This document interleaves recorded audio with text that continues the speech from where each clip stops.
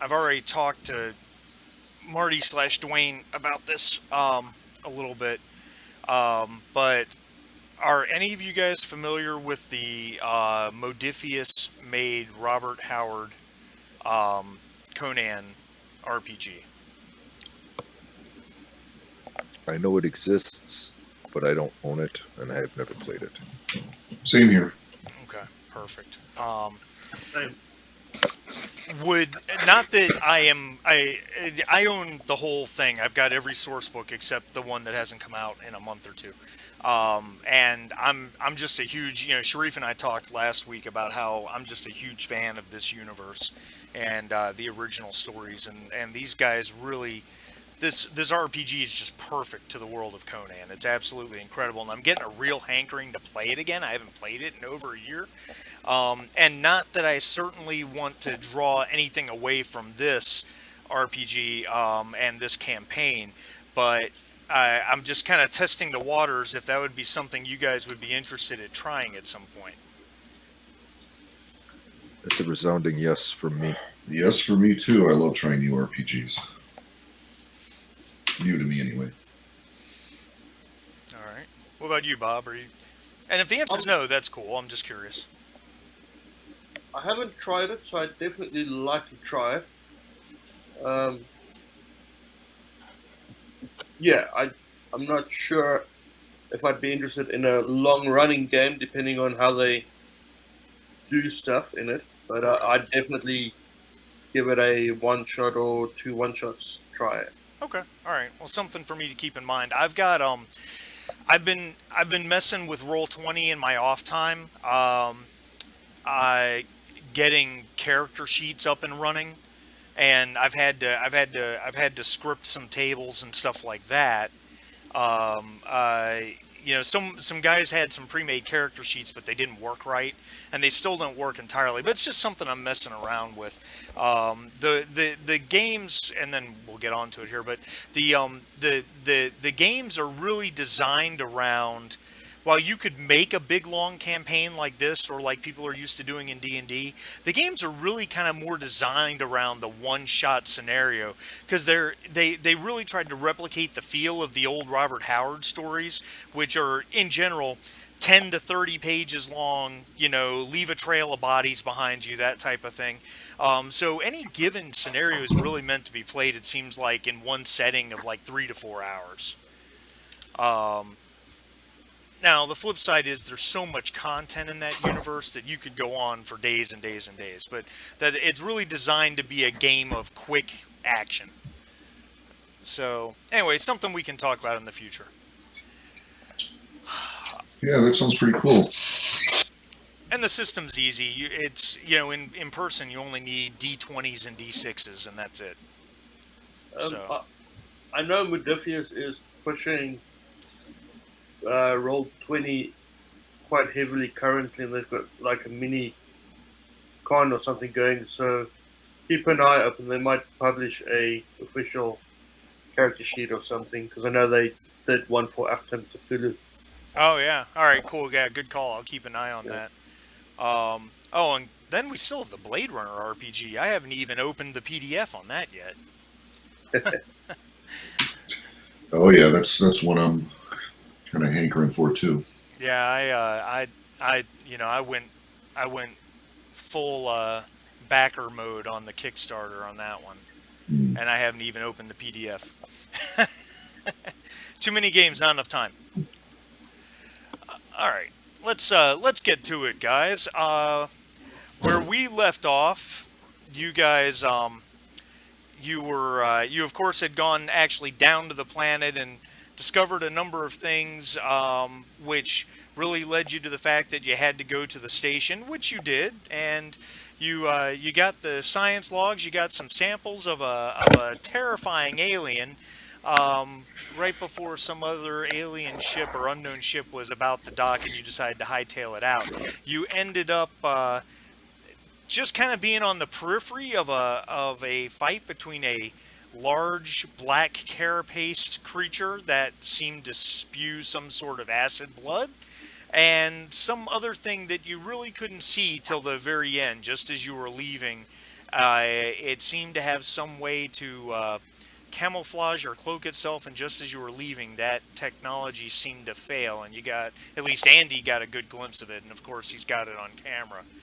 And Dwayne got you guys disconnected, and you left the you have pulled away from the station. That's really where we left off. So you are here on LV 1052, or around LV 1052, leaving LV 1052, and your rendezvous coordinates with Mamie Knight are on Brackened World, which is all the way over here, 5 parsecs away. I'm not seeing the map. Oh, you're not on. I'm not seeing the map or you, Marty. Okay, well, yeah. All right, hold on 1 second. I think Oh. that's because we I had guess to that's kill the because we video. changed the voice thing, right? So Yeah. we won't see him at all. Yeah. And I don't want to Just that change it extended back map. for risk of here. Let me get you over to the map. Oh, yeah, that's right. So you guys are seeing the additionally revealed cover art, aren't you? That's right. I apologize. I forgot that I hadn't moved you. When I applied for that job with Roll20, one of the things that they asked me about on the application was, as a Roll20 user, what would you like to improve? And the only thing I talked about was that I've always had problems with voice and video connection, and then they didn't hire me. So in my mind, I can pretty much see them like looking at my application. It's like the 16th one that has something to say about this. They're just like, fuck this guy, fuck this guy. That's right. Not another one. That's right. Right. We can't fix it. Whatever's wrong is just a towering technical issue that can't be solved. Exactly. They don't want to invest the $300,000 to debug the code. Right. I get so tired of being told it's too hard. It's too hard. Can't do it. All right. So trying that again. You guys are leaving the station in orbit around LV 1052 here, and your rendezvous coordinates are on Bracken's World, which is over here in American space, 5 parsecs away. So, like I said, you guys have just left the station. You are literally thrusting off away from it now. So the question is, who wants to do what? Oh, and you did. Let's see. What did you? I'm sorry, real quick. Samples. You guys collected samples of from the alien you found in science, the alien life form you found in the science lab that had a hole blasted through its chest. You collected samples from that of, like you said, the carapace and that type of thing. So anyway, back to you guys. And they collected that spidery looking one, right? Oh, that's right. Correct. Yeah, the one that Dwayne blew away with his AK-47. I believe Bob picked that thing up from the tail and dropped it in a pouch, and off you guys went. So you have that too. I think last time when we were pulling away, I actually think we had gotten to seeing what everyone was doing. If I remember correctly, I had gone into stasis. Okay. But after helping to secure the samples and whatnot. All right. And we'll let everyone's stress just naturally decrease, because you lose a stress per turn, so it wouldn't take long for you guys to drop all your stress. I have a wound. Can I attend to that? And I'm gonna get some coffee and meet up with Max on the bridge. And we don't have to go through it all here, but I'm going to fill him in on everything that went on down there. I'm telling you, Max, that was some bizarre shit. Yeah, I saw some of it on camera, and oh my God, what are we dealing with? I don't know, but I got to tell you, I feel really awful that we left the people on there on that thing. I feel terrible that we did that, and I know a lot of shit was coming down all at once, but I'm not gonna do that again. If somebody's in trouble again next time, I'm gonna help them. Yeah. Who were they? Well, one person we don't know. It's just a life sign on one of the decks, but one was some chick that had apparently been somehow cocooned or wrapped up by whatever it was that was down there. The guy's got a sample of some of this shit, so hopefully they can figure it out. Hopefully someone can get back there. Wayland Yutani knows they got trouble at their station, so they'll have some people showing up there. Maybe they can help her out. Yeah, I'm not sure who to trust anymore outside of this ship. But signals went out. We saw the email the emails. We saw the communications, the comms logs that said that they've got an infestation. They got a problem. So I'm sure Wayland's got to be sending somebody to the station. So we'll let them take care of it, I guess. Yeah, we're gonna have to. We're not equipped to deal with whatever was there.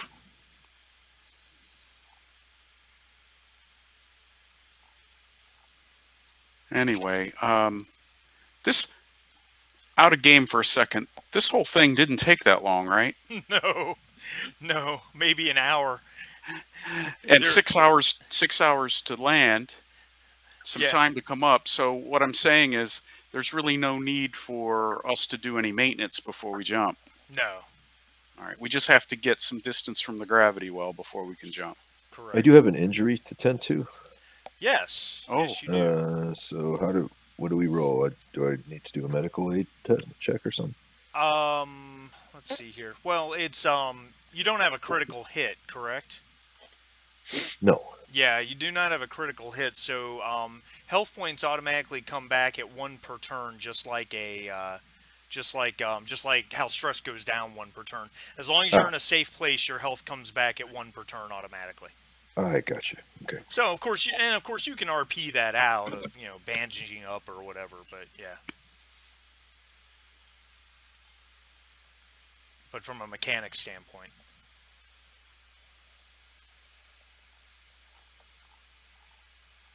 What are you up to, biologist Jake Sinclair? Before I go to cryo, I want to go back to our suits and go and get some samples of the acid blood that damaged our suits to see if we can figure out a way to buff the armor so the acid doesn't eat through it so quickly. You plan on running into one of these things again? Well, the way our luck is going, how many times have we run into them now? I get you. Okay. Yeah, I would say getting a sample of it is not any problem whatsoever. The blood is no longer acidic. You don't know if it's at this point you don't know what has caused it to no longer be acidic, if it's a reaction with air or what have you, but you can actually collect it safely at this point. So you've got residue of it that doesn't seem to have any acidic qualities. You would probably want to science it a little bit more back in the lab. Guys, out of game, the way we keep running into these creatures over and over, it's almost like we're players in some game run by a madman. It's not just luck. It's not. We're being set up. Being set up by some evil, sadistic. Right. Puppet machinations of a total lunatic. Puppet master. Puppet master's just ruling us.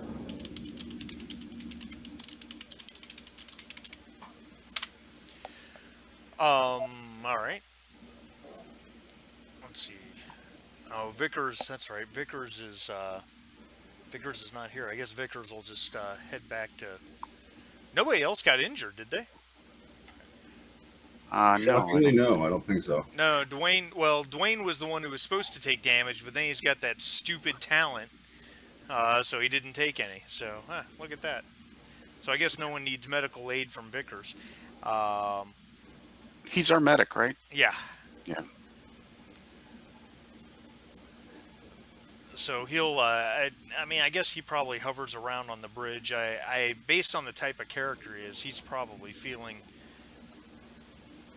He's after the fact. He's probably feeling a little down about having left people behind in whatever position, but doesn't seem you guys had much chance. Much choice, I should say. Hold on 1 second.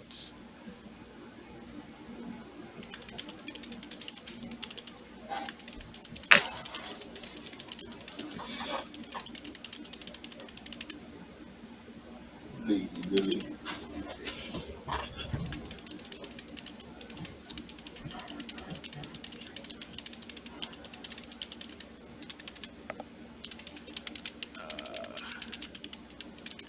All right. All right. Well,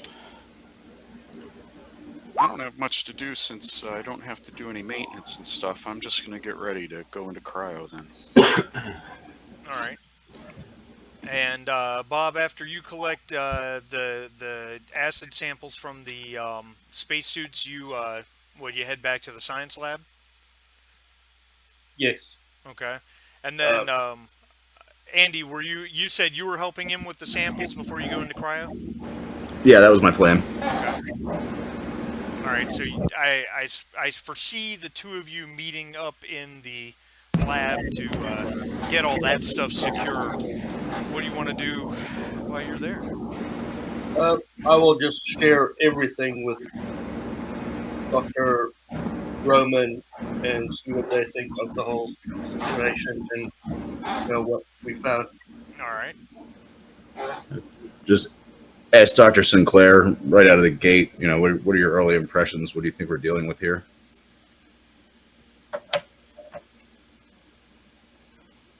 Never seen something like this before.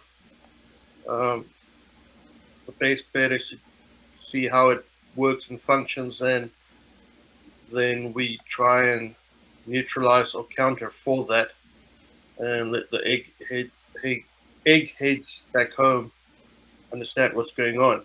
My main thing is to try and find more information to, one, sell on, and two, to try and keep us alive. So, out of character, what are our travel details?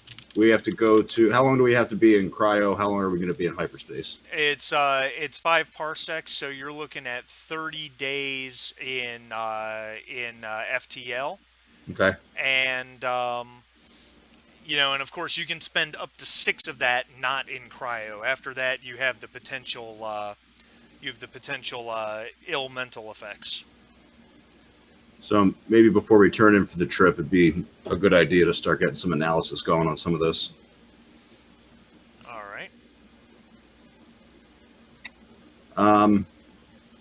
I guess unless Jake has an intervening or better idea, I think first I would try to take a look at whatever the large bug thing is that we killed. All right. The thing with the 10 legs and the long tail. That's the one. All right, that's the one. All right, so you can go ahead and make an. I guess we'll start with an observation roll if you like. So I'm going to use my analysis talent, Perfect. if that's an option. That is an option, absolutely. I'm going to see if this works. I don't know if it'll work. There's an option to let me roll analysis on the sheet. Oh, all right. I don't think that worked. I don't think that was the right thing. No. Yeah, so and go ahead and drop your stress to 0 if you haven't by now. I do have a stress. Okay, and then is Jake helping me out with this? Yes. All right, let's take a look at the thing. All right. 3 successes. So with analysis, you get to ask a series of questions, I believe. Well, I'm not going to waste my time with asking if it's human or alive. I'll tell you. I'll give you a little bit of information just based on the observation roll itself. You've got 10 legs, 5 to each side with multiple segments. A relatively thin body that is smooth on the back side with 2 large bulbous sacs that extend from the back side of it. Tail comes out the rear. it has a bit of an exoskeleton. It's not, it's not soft. Even though it's flesh colored, it's not soft and fleshy. If you were to tap it with a probe, you get some resistance from the skin. The underside of it is a completely different thing altogether. It it's you seem to have access to some organs, what looks like some sort of mouth with proboscis, and yeah, and then the tail itself is very long and seems to have a musculature about it. So that's just your basic observation information. So then you've got your questions you can ask. All right. Well, let's start with what is its purpose? Does it seem to have does its biology or anything I'm observing seem to point to core functions or drives?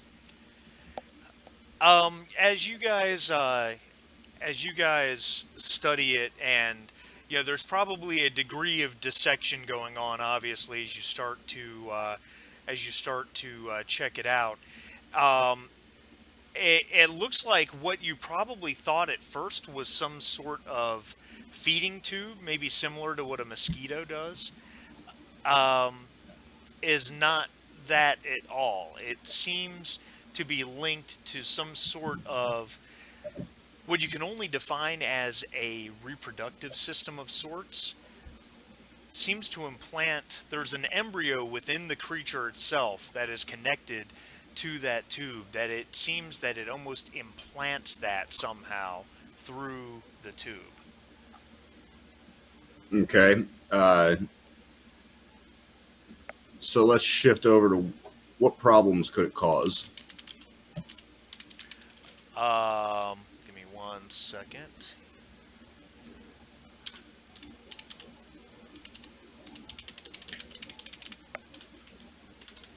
Sorry.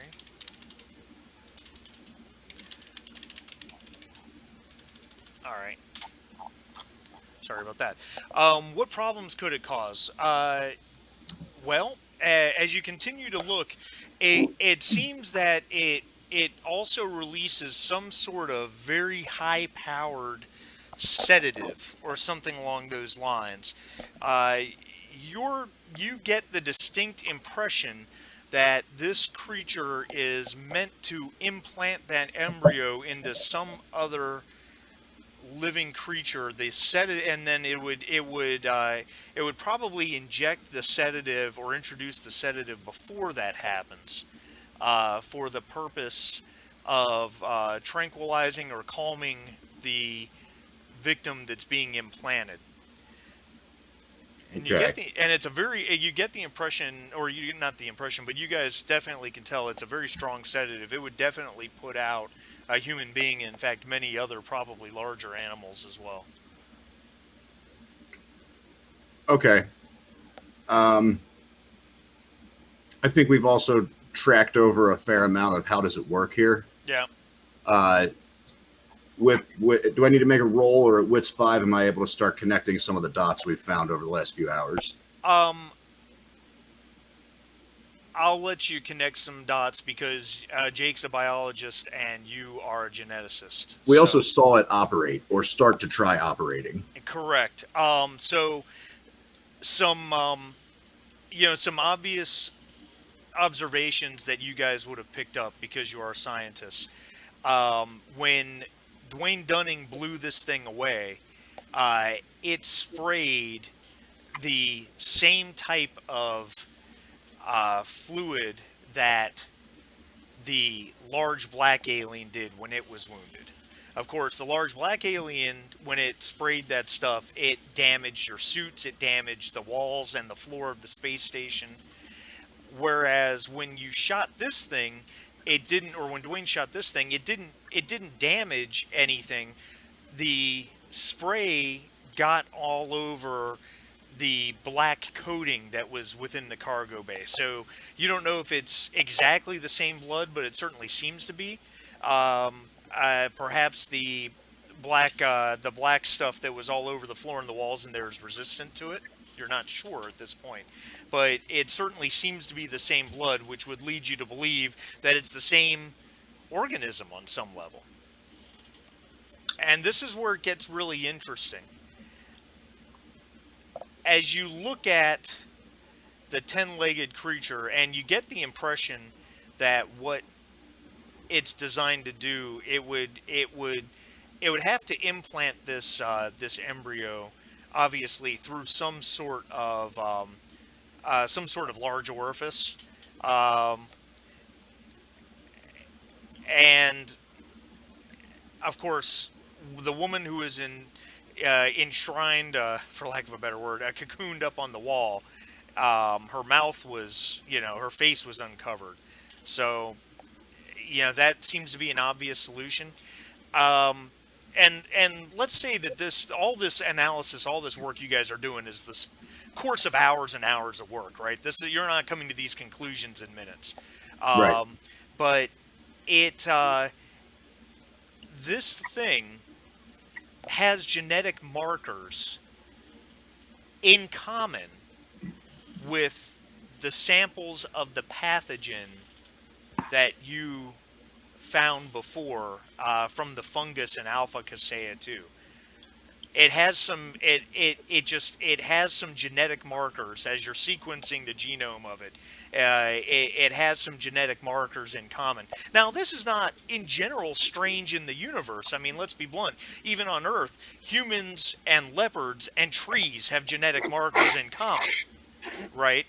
But we all come from the same environment. We all are, we all evolved from the same basic building blocks. This is a completely alien life form, and yet it has genetic markers with a pathogen that you found parsecs and parsecs away. So I think at that point, got enough to posit a hypothesis to Jake and just say, listen, we have a comms record. We already believed that what we saw was what they refer to as this XX-121. They refer to it as having multiple stages of life. I think it's, there's a strong possibility here that we're looking at 1 to 2 of the earlier stages without knowing exactly what it is we're dealing with. It's hard to know if this is just stage 1 or if this is stage 1 and the embryo is stage 2. Looking around, we don't see a whole lot of potential means for this thing to eat or drink. So it's possible that this phase is only supposed to live for so long, maybe just to deliver the embryo. And I think it's an easy logical jump to see why we had someone cocooned against the wall in close proximity to this. I think we should probably try to fill in the rest of the crew about what we know. We should probably put this, if only this, in cryo and make sure the rest of the samples are extremely well secured before we go anywhere else. And we also have to recognize at this point that there's a likelihood that these creatures and the pathogen we looked at are coming from the same source somehow, and that clearly Wayland Yutani and most likely Mamie know quite a bit more about it than we've discovered so far. Wayland Yutani in particular, has records and classifications for this that extend into a phase categorization. So I think we need to tell everybody that what we're dealing with here is maybe even bigger than what we thought.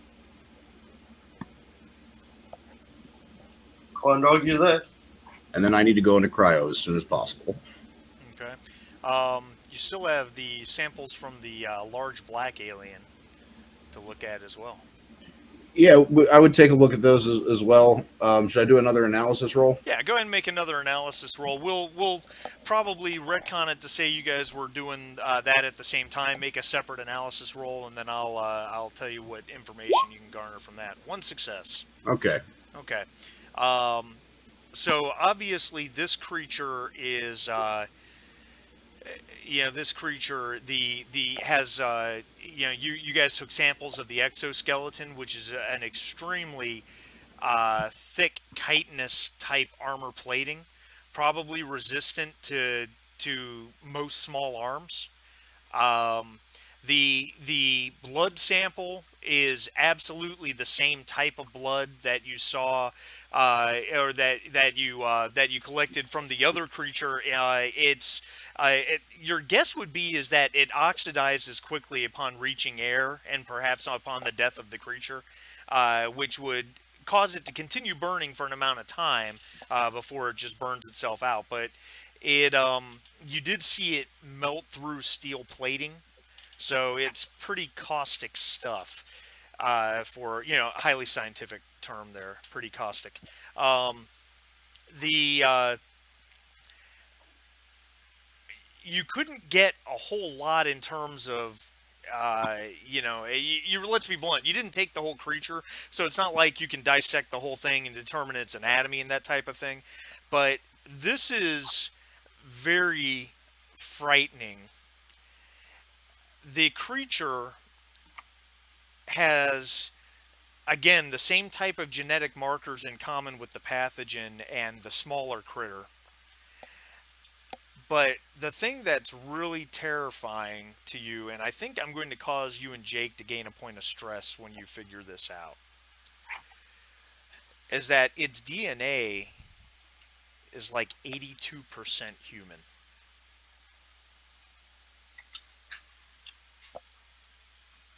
Gotcha. So, fun times. Yeah, that's disconcerting. And of course, I glossed over is it human or alien earlier because at a glance and in the context we found it, there's no fucking way it's a human. No human I ever saw. So, what do you think, Dr. Sinclair? Obviously, again, we've expanded past the scope of our initial expectations. That's one way to put it. What's that? That's one way to put it. Another way is to say we've gone above and beyond. And yet a third way is to say we're in deep shit. Yeah. We're definitely out of our depth. I'm not sure how happy they'll be that we went above and beyond, but I guess we play that bit a little bit by ear after we regroup and let everybody know. If I'm being perfectly frank, despite my own issues at this point, my only concern for their happiness is to the extent that it can secure our safety. I think we have to get out of this line of work.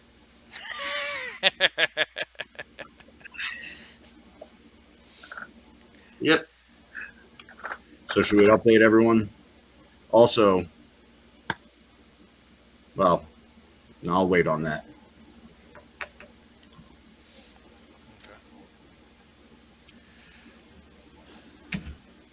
All right, so yeah, is that what you guys are going to share all that information with the rest of the crew?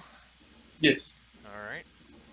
I think the rest of the crew is probably hanging out on the bridge. Rudy, it wouldn't have taken you that long to treat your burn. You're probably talking the space of a turn to drop a health point, so 10 minutes or so. What did you do after that?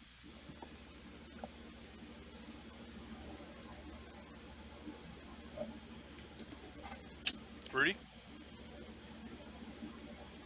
Can you hear me? Hello? Oh, yeah, Hello? I got you. Yeah, I was talking this whole time. I don't know.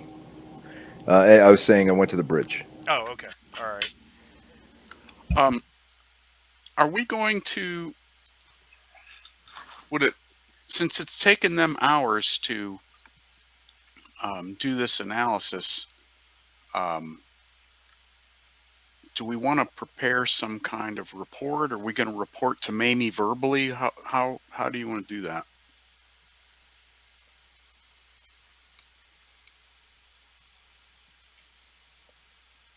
I'm not hearing anybody. Can anybody hear me? I hear you fine. We could prepare a report. Rudy, are you hearing Marty? Yeah, I finally heard. Yeah, so we have the time, so we can amend their findings to the end of the report. But I was just thinking, see, that way we can consciously decide what we include and what we don't include. Is there anything we want to, let's forget the scientific part for now because they're working on it.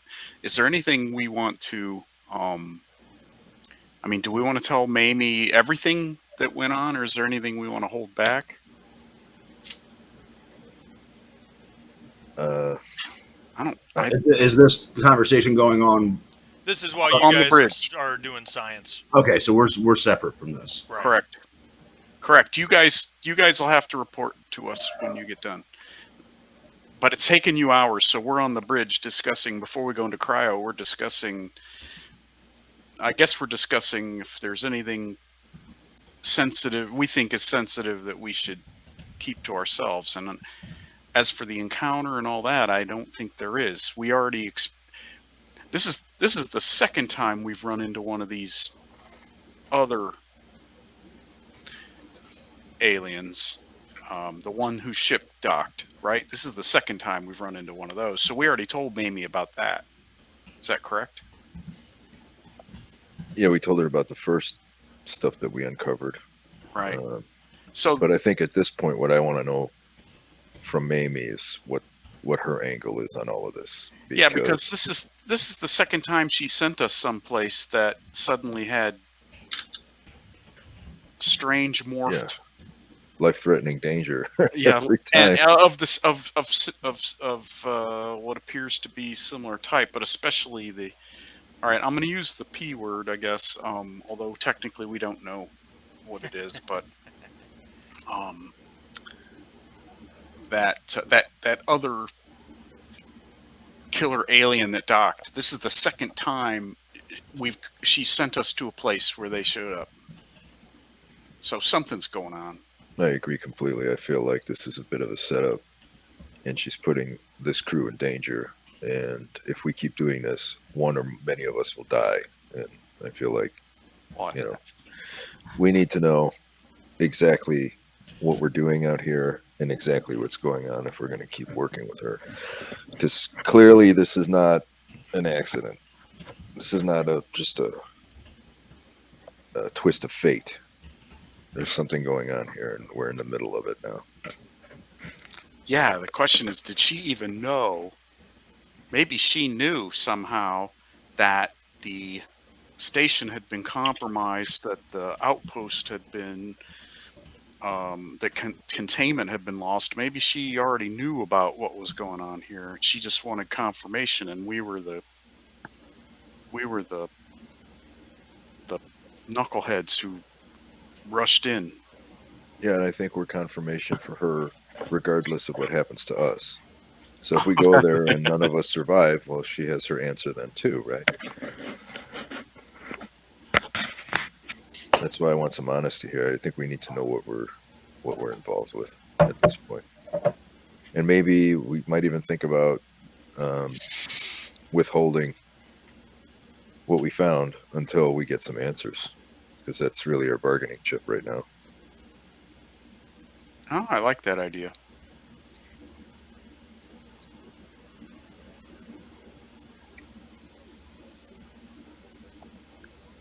Just say our science team, I'm going to assume they're going to make some breakthroughs. They're pretty smart.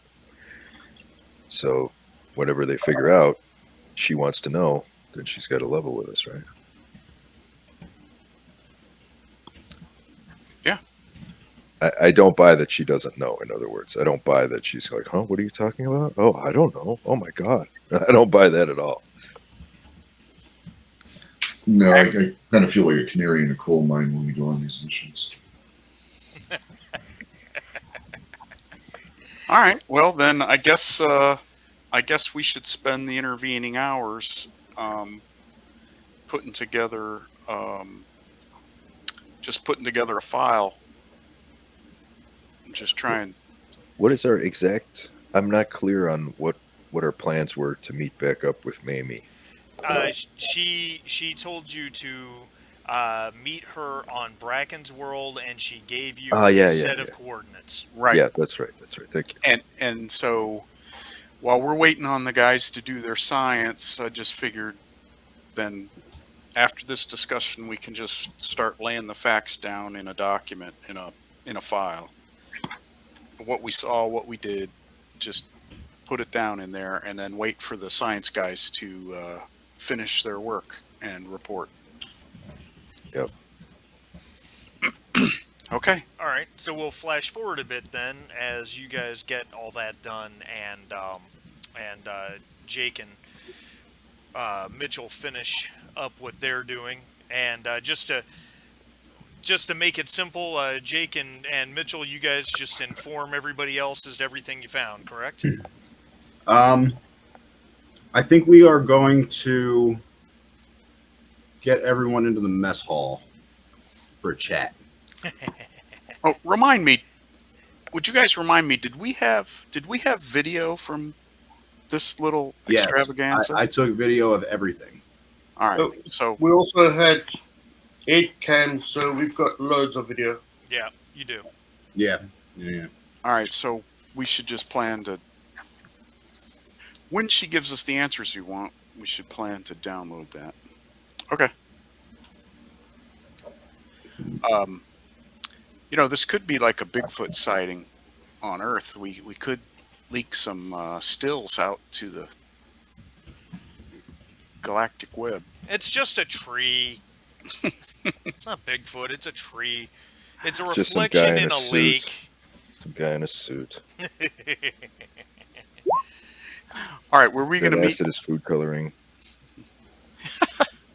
Where were we going to meet?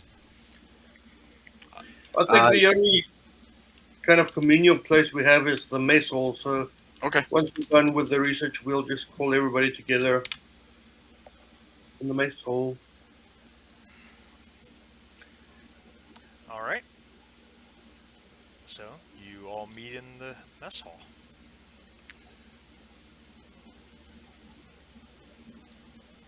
So if we've got everybody there, I'd start to talk and describe what we found about the creatures.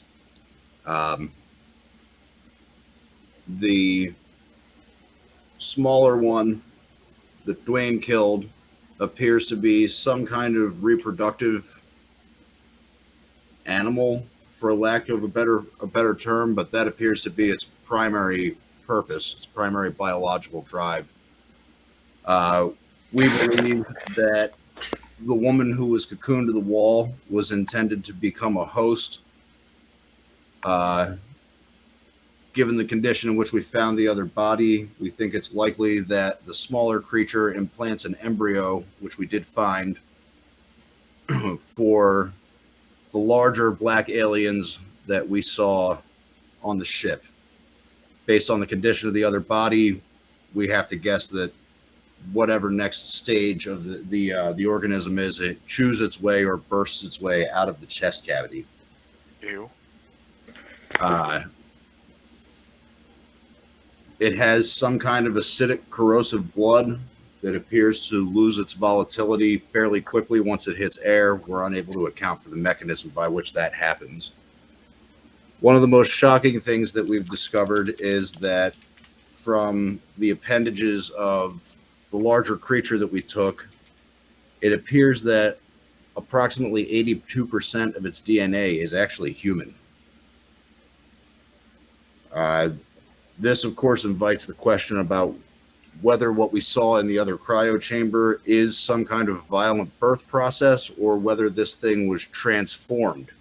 We've also found overlapping genetic markers with some of the pathogen that we picked up on Alpha Casea. So we have a lot of questions here. We have a few answers, probably more questions.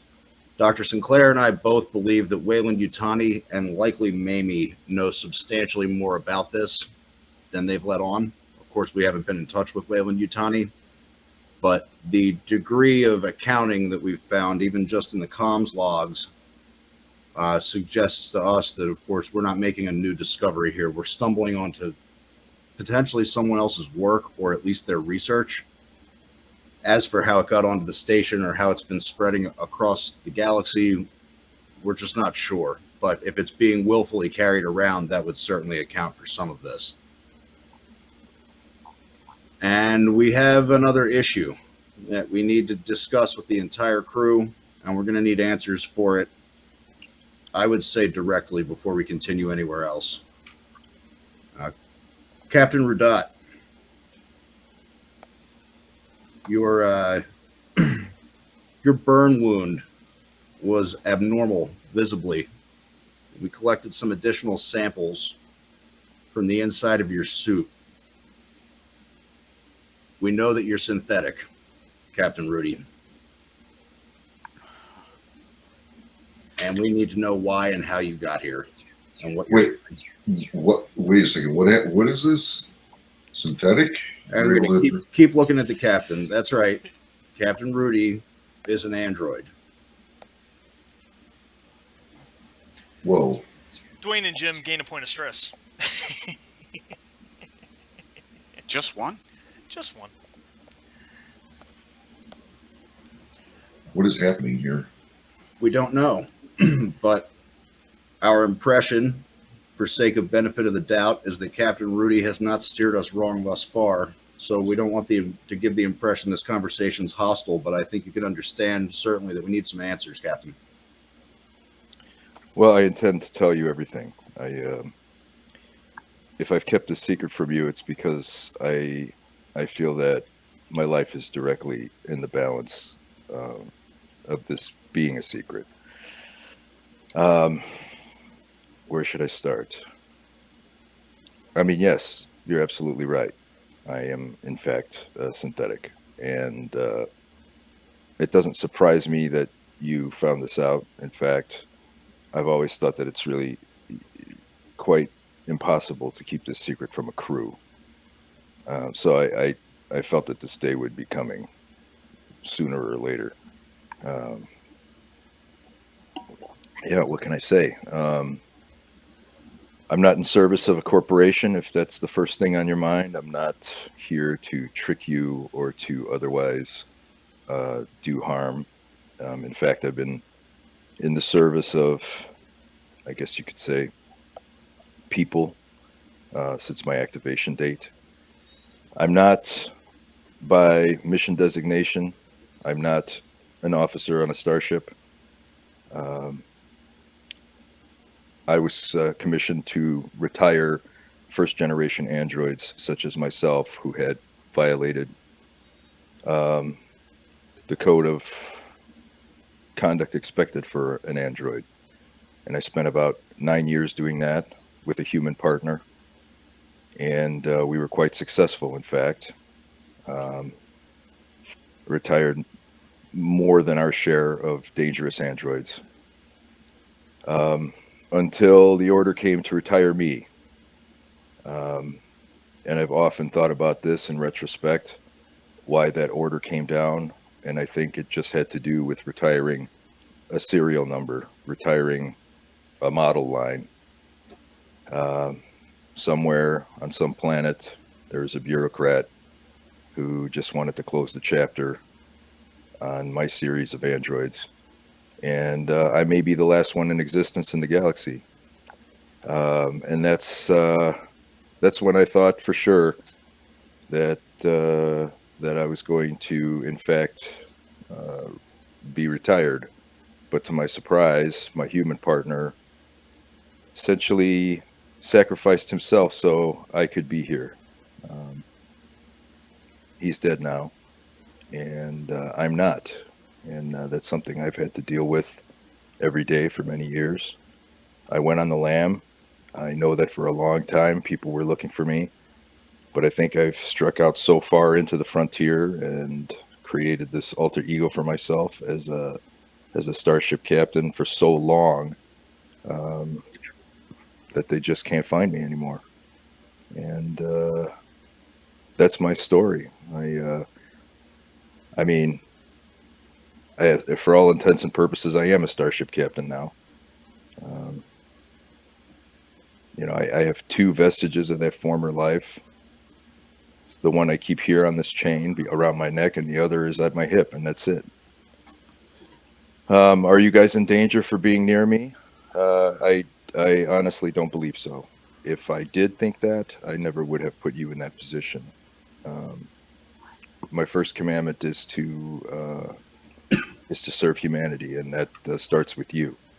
so I couldn't possibly put you in danger if I wanted to. I think it's strictly something that could befall me if I'm discovered.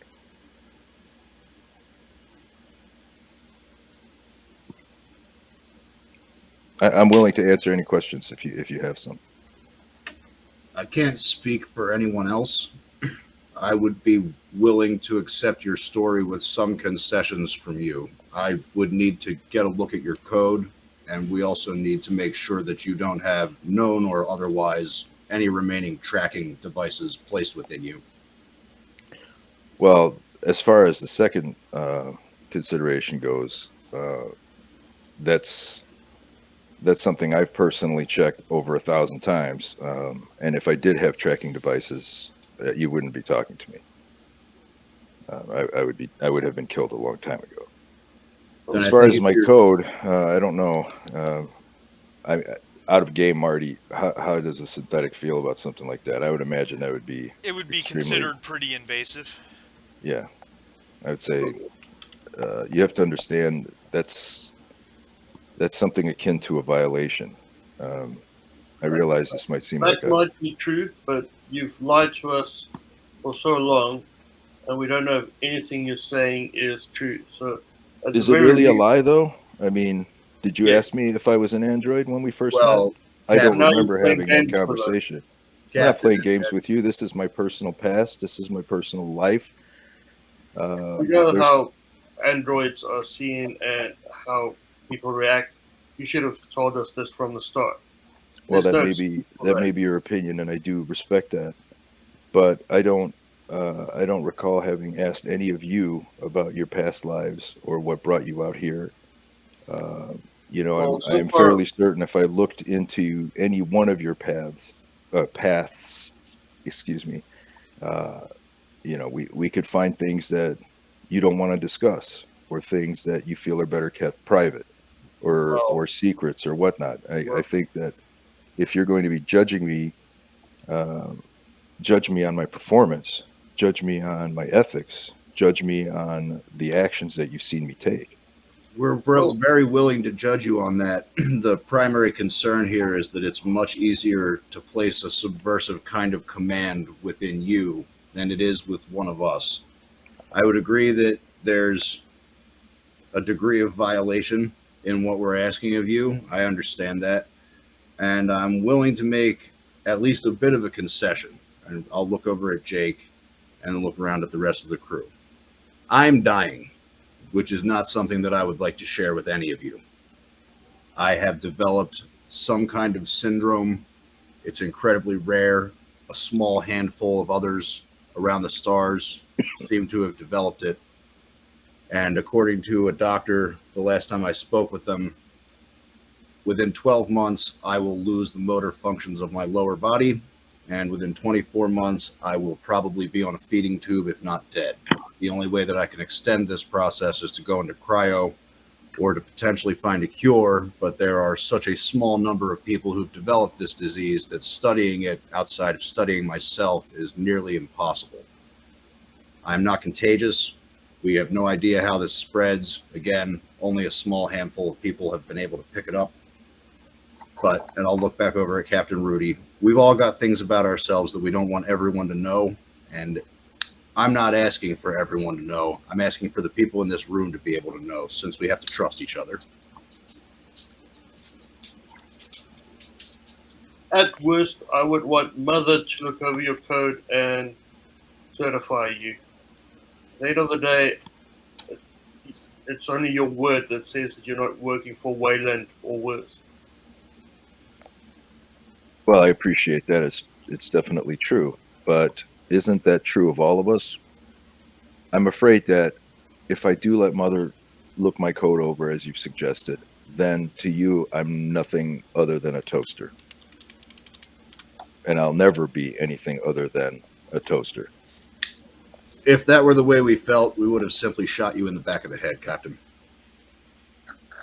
I don't know if I believe that. Conversation for a reason. I understand, and I also appreciate that you're willing to speak to me about it, but I feel that there is a difference in any chance that we have of, or that I have of you seeing me as someone who can contribute to this team and someone who could uh, be on a par with everyone else on this team is to be treated as an individual.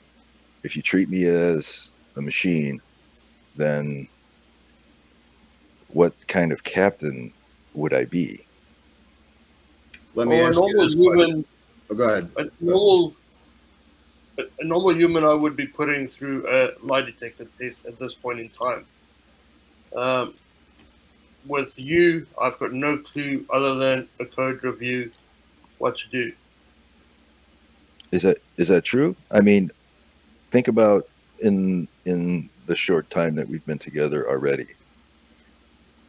Ask yourself, have I put you in any danger that I didn't also put myself in? First of all, did I not take more than my share of risks? Did I not subvert my own safety for yours more than once? Exactly what a Wayland android would do to embed themselves with the crew and see where it takes them. Okay. Ask All I yourself this see question, is Captain. What would you do if you discovered that one of us were an android and you had no concept of where we were sourced, how we were built, or for what purpose? You But would have to take precautions for the safety of the rest of the crew. precautions, why? I mean, I've told you my provenance. It's not like you have no idea. I mean, if you're looking for assurances, uh, I mean, you need newspaper clippings. No, I think we need to look at your code. all I know is suddenly we've got an android on board that we didn't know about, and suddenly we keep on running into strange aliens and things that keep on wanting to kill us, and we've lost our job so far. So either Apollo looks at your code, or I'm sorry, but I cannot take any orders from you. Well, I guess we'll have to think about that one.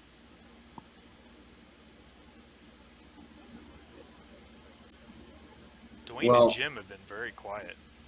Well, no matter what, actions speak louder than words.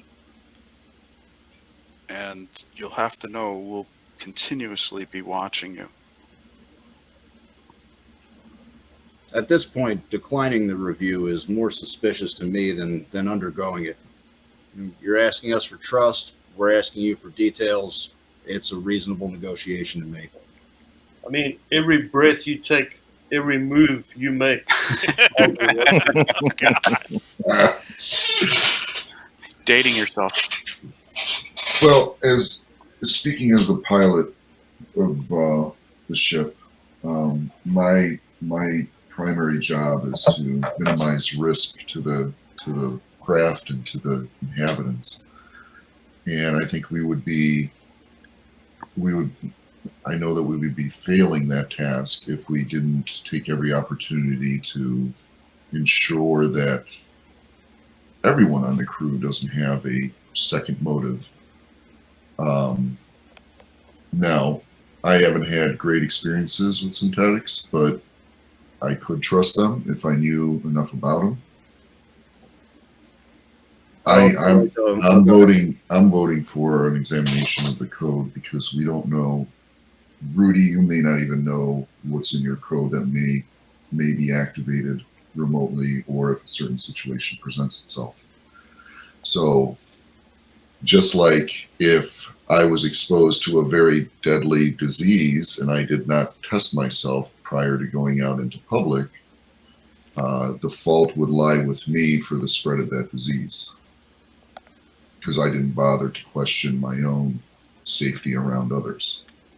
Those are my 2 cents. I'd also like to interject at this point that I didn't have a secret until I discovered I was sick, which was only a few months ago. I've known from the outset there was no contagion because of the extremely small number of examples out there. So this hasn't been a long-term thing for me. I've been personally trying to figure out a way to cope with it before I started telling everyone. Well, Marty, out of game, Yes. because I really don't know how this works. Is that true that as a synthetic you could have code inside of you that you're not even aware of? Yeah. Yeah. That's Yeah, definitely possible. somebody Okay. can flip your switch and turn you into ash anytime. Yeah. Um, could that be true of a biological organism too? I mean, could you suggest, like, hypnotically plant something such that a person doesn't know? You're delving into spy movie realm there. The But how is my own code secret to myself? Like, can't I um review my own code? Haven't I done that many times You already? could be programmed not to see the things that your creator didn't want you to, Yeah, they could ring fence some of your code. because your review is driven by your code as well. But But as also, far as my code being a Wayland Yutani uh, plant to get me to work on a science vessel in the middle of nowhere, like what about the Well, last okay. So 15 here, years of personal history? Like, how does that figure in? yeah, I mean, That would be the most extreme long game thing that you've ever heard of in your entire life, right? Like, this doesn't make logical sense. it could be, but there is a military concept out there. Speaking out of game here, there's a military concept of planting agents only to later activate them for some unknown circumstance that wasn't forecasted. Yeah, like a Manchurian candidate, Right. but Well, that's why more. would you have something like that out here? I'm talking about subversives. Like I guarantee you, we've got people in Russia and Ukraine right now that are laying low and will try to do something if an opportunity presents itself. My other out of game question would be, since Rudy worked 15 years tracking down androids, rogue androids, I can't imagine that he never encountered one with altered code or secret instructions buried within its. Right, there's got to be probably a range of reasons why they quote unquote went off the grid, and I think Right. definitely a common one is probably this thing snapped. It was supposed to snap, but a person who didn't know that saw it, so they reported it, and now there's this hunt that's kind of an externality from the original intents behind whoever dispatched the robot in the first place. Yeah, from an in-universe standpoint, I would definitely say that that's a legitimate possibility, and one that Rudy you'd probably be aware of. Out of game, and I don't really care if everybody hears this because we're kind of RPing this out, which is cool. Rudy, you have absolutely no reason to believe your code is compromised. Like you said, you've checked it many, many times, but it's the question of, could there be something hidden in your code that even you can't see it because you're programmed not to see it? That's the question. At this point, too, I would probably pipe up and say, listen, I think that my case actually does present a critical parallel here. Everyone on board would be right and justified of wondering if they're in danger by being in proximity to me. I've told you I have an unidentified disease. I have told you that as far as my doctors have told me, it's going to kill me. I don't think that what we're asking you for is more substantial than to ask me to take a blood test and prove my condition. And I would be willing to do that on the same terms as you offering up your code. I mean, Captain, no one here is interested in starting a fight with you. There are very many other approaches we could have taken to removing you from the playing field if we didn't want to try to resolve this amicably. We are hoping for the best possible outcome here. All right, well, after considering your position and realizing that, yes, indeed, my code could be used against me, I could have some kind of directive in there that even I am not aware of. Maybe it would be a good idea, even though I don't like it, to at least let, Apollo or Mother? I'm always confused by this. Apollo. Look me over, and then I guess we'll both know, right? It's the shortest distance to trust, and it, Rudy being an android, as long as we find no malicious code, is actually an asset. She would be able to do things that human captains wouldn't be able to do. I wholeheartedly agree with that. All right. I'll submit to the test.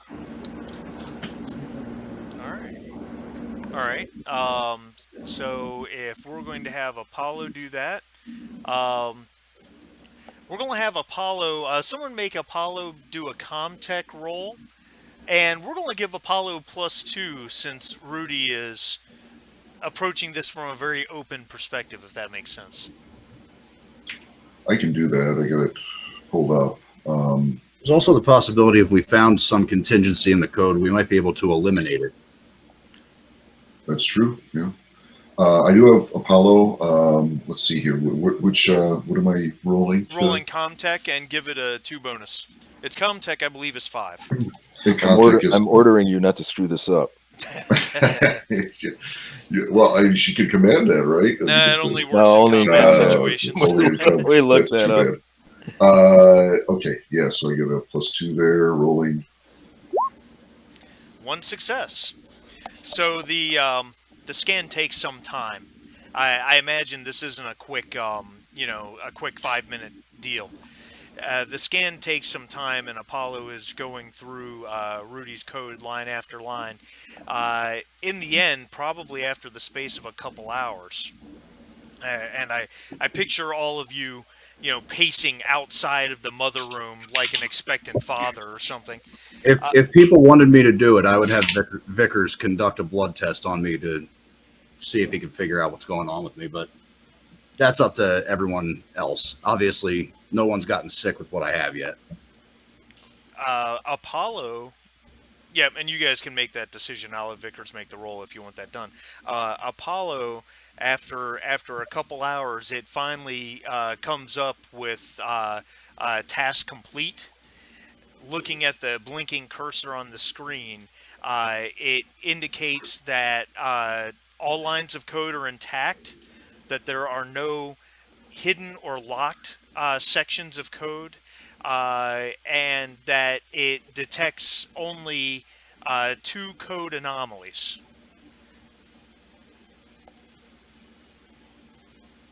No other info on what kind of anomalies? Elaborate.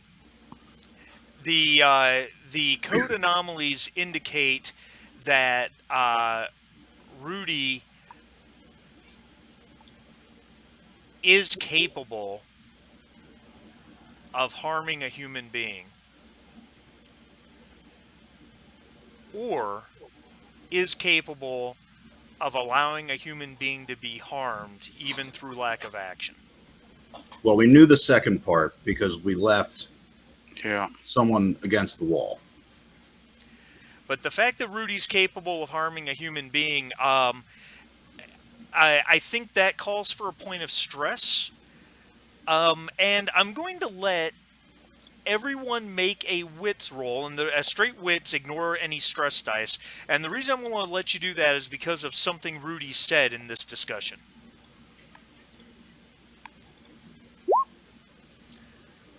Two successes for Jake. Decker's got 1. No dice for Dwayne. And Roman comes up with... Well, we have a success, so I'll just share the information, so it's fine, because you guys pretty much operate under the information as communal information anyway. Because I didn't really design this campaign with you guys trying to work against each other, like I did all my other stuff. Nice to know. Yeah, well... As soon as you splash that secret synthetic in there, you know what you did.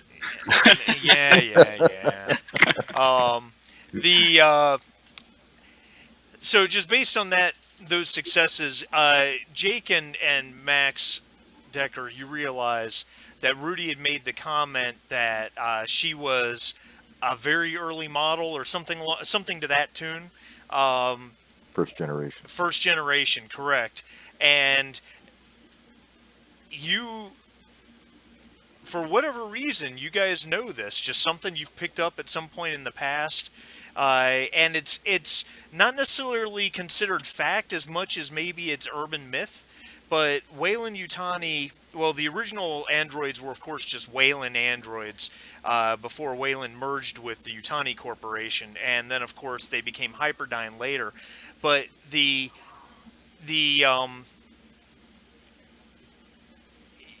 you have heard, like I said, rumors or urban legends that many of the early model androids were capable of taking or endangering human life. That the laws of robotics either had not been programmed in, or that they were programmed in with workarounds for specific situations, or that those lines of code, for whatever reason, degraded over time. And in this particular instance, it looks like that the third is probably most likely. Okay. While we have Rudy hooked up with Apollo, is it possible to get into some kind of like an objective fact-based recounting, kind of like what they do with Ash and later with Bishop in Alien 3, where we just like try to get a flat response that's just a straight answer and kind of turn off the personality for a second? Ooh. If you wanted to do... I realize both Ash and Bishop were smashed apart when they did that to them. Yeah, if you wanted to do that, I would say you probably would have to make an opposed comtech roll against Rudy's, because Rudy is active against Yeah. Rudy's manipulation, probably. No, Wait. let's not. Hold on. That's provided I want to oppose it. I That's don't really true. want to not answer questions. That's fine. Yeah, I was I going to would say, oppose let's start with a changing my regular code, question. but answering questions honestly, I'm fine with that. Well, I would just start with a question then. So, Captain, what was the express reason for it's a two-part question. Who set you about the purpose of retiring your generation's series of synthetics, and what was the reason for your assignment? I want to answer this without any hesitation, but out of game, I don't know, bro.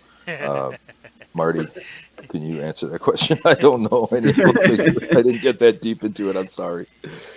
Is this a law enforcement? It's Marty on the spot too, because he already said he wasn't expecting this conversation. That's it's correct. I imagined it to be kind of like Rudy was like a federal thing. Like Well, they maybe set up these groups. Rudy to take was out a special. Rudy was a special commission model, commissioned from Wayland Corporation, probably 100 years ago or so, by the United States federal government before it became the UA, specifically for work with the FBI and then later the Colonial Marshals Bureau. Okay, and with only 2 degraded bits of code or anything like that, are we able to dig that out of her history and see, okay, this is what originally who picked you up? Yes. Okay, so, and then I would imagine then that Rudy probably knows explicitly why she was dedicated to that task. Yes, the answer was that they found that in certain instances, rogue androids had begun to act so human over time that humans in the FBI and the Colonial Marshals Bureau that were sent to take them in oftentimes found themselves hesitating because their targets seemed so human. Rudy was a Blade Runner.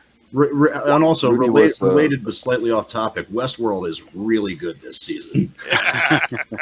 Rudy was sort of like a mobile void conf machine from Blade Runner. She has an extremely high empathy because she is pretty much like a Turing level analysis machine for picking up on human behavior. So because of that, she's extremely good at picking up abnormalities in human behavior. So if she sits down with another android pretending to be human, she'll almost always suss them out. It's just a matter of time. How much time does she have to follow them around and watch them and stuff like that? So she basically detects androids. So one more question, and then for my part, I would be personally satisfied, and I would glance over at Dr. Sinclair and around the room, of course, kind of shrug about anyone else's questions. But since we're on the subject, Captain, is anyone else standing here a synthetic? Marty, as far as I know, that's no, correct? Correct. The answer is no. No one is a synthetic. It's easy enough. We just grab some blood from everybody. Happy to go first, and that should confirm whether anybody is an Android or has any other issues. Oh God, we just moved into the thing territory. Well, Also, you really don't need to do that. I can tell you 100% certainty that none of you are androids. so I know out of character we touched on it, but in character was say so, Captain. Well, I guess we should talk about it. We have this issue where it's possible for you to hurt or leave us. We have the double-edged sword that provides where it's possible for you to defend us or to leave someone and preserve a larger portion of the crew, which we've seen as a stark possibility here. What does everyone think about these two apparently deteriorated lines of code? Well, And Apollo, where do we go from here? it seems that Apollo thinks that the race is good, so this just makes Rudy, I guess, more human than human. Well, maybe not more human. The fact is,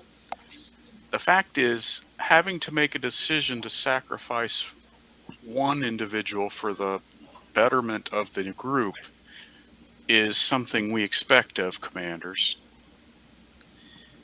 We don't like it if we're the one being sacrificed, but we understand it.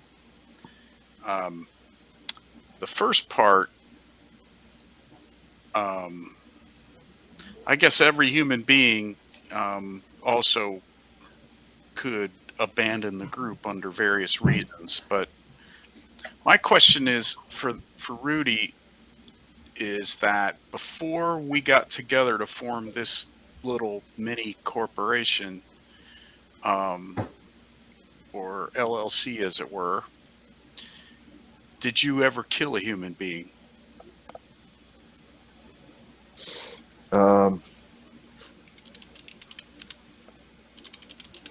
Let me see. I'm hesitating here because of role-playing reasons, not because of... it probably sounds a little suspicious that I'm hesitating, but I'm trying to figure out the best way of phrasing this. Because I'll speak in the third person. Because if I speak directly, I probably won't say it the way it should be said. Rudy feels that she is responsible for the death of a human. Yes. Although she did not directly kill him and would not have. And she's referring to her partner. Maybe just drill down on that a little bit. What happened with your partner? He sacrificed himself. In what for context? Her. Protecting her, defending her. He did not want her to be retired. And she fully expected him to retire her or liquidate her, as they said it back in the day. And one of the dangers of creating a machine with high empathy is that that machine could potentially learn to love. And when she thought that her time, that she had been ordered to be liquidated, she was content that it would be her partner who did it. And she didn't have plans to stop it. Although that's not what happened. She doesn't know if he loved her, learned to love her somehow, or saw something in her that was a window into a humanity that even she didn't realize that she had. But he sacrificed it all. Basically, the plan was to get her off world and hide her, and then he was just planning on dealing with the consequences, meaning jail time. But it never got to that. When it didn't happen right away, when she wasn't eliminated right away, they suspected that that's what they were up to, that they were trying to run, so they sent a squad to kill her.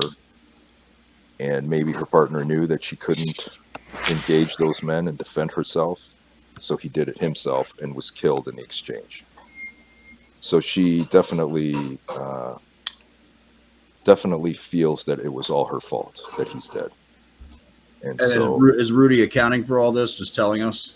she's telling you this. I'm just describing it because I'd probably Okay. not say it quite the same way that she would. But yeah, so she considers her first real human emotion to have been like a feeling of love for her partner. And then her second human emotion was guilt and regret that she caused his death.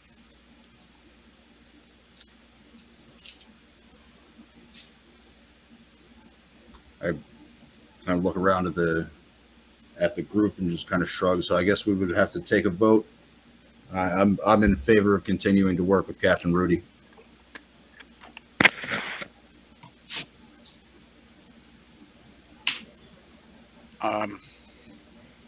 I'm in favor. I'm in favor too. Tentatively, yes. You heard me, Doc, because I had you down here as my buddy.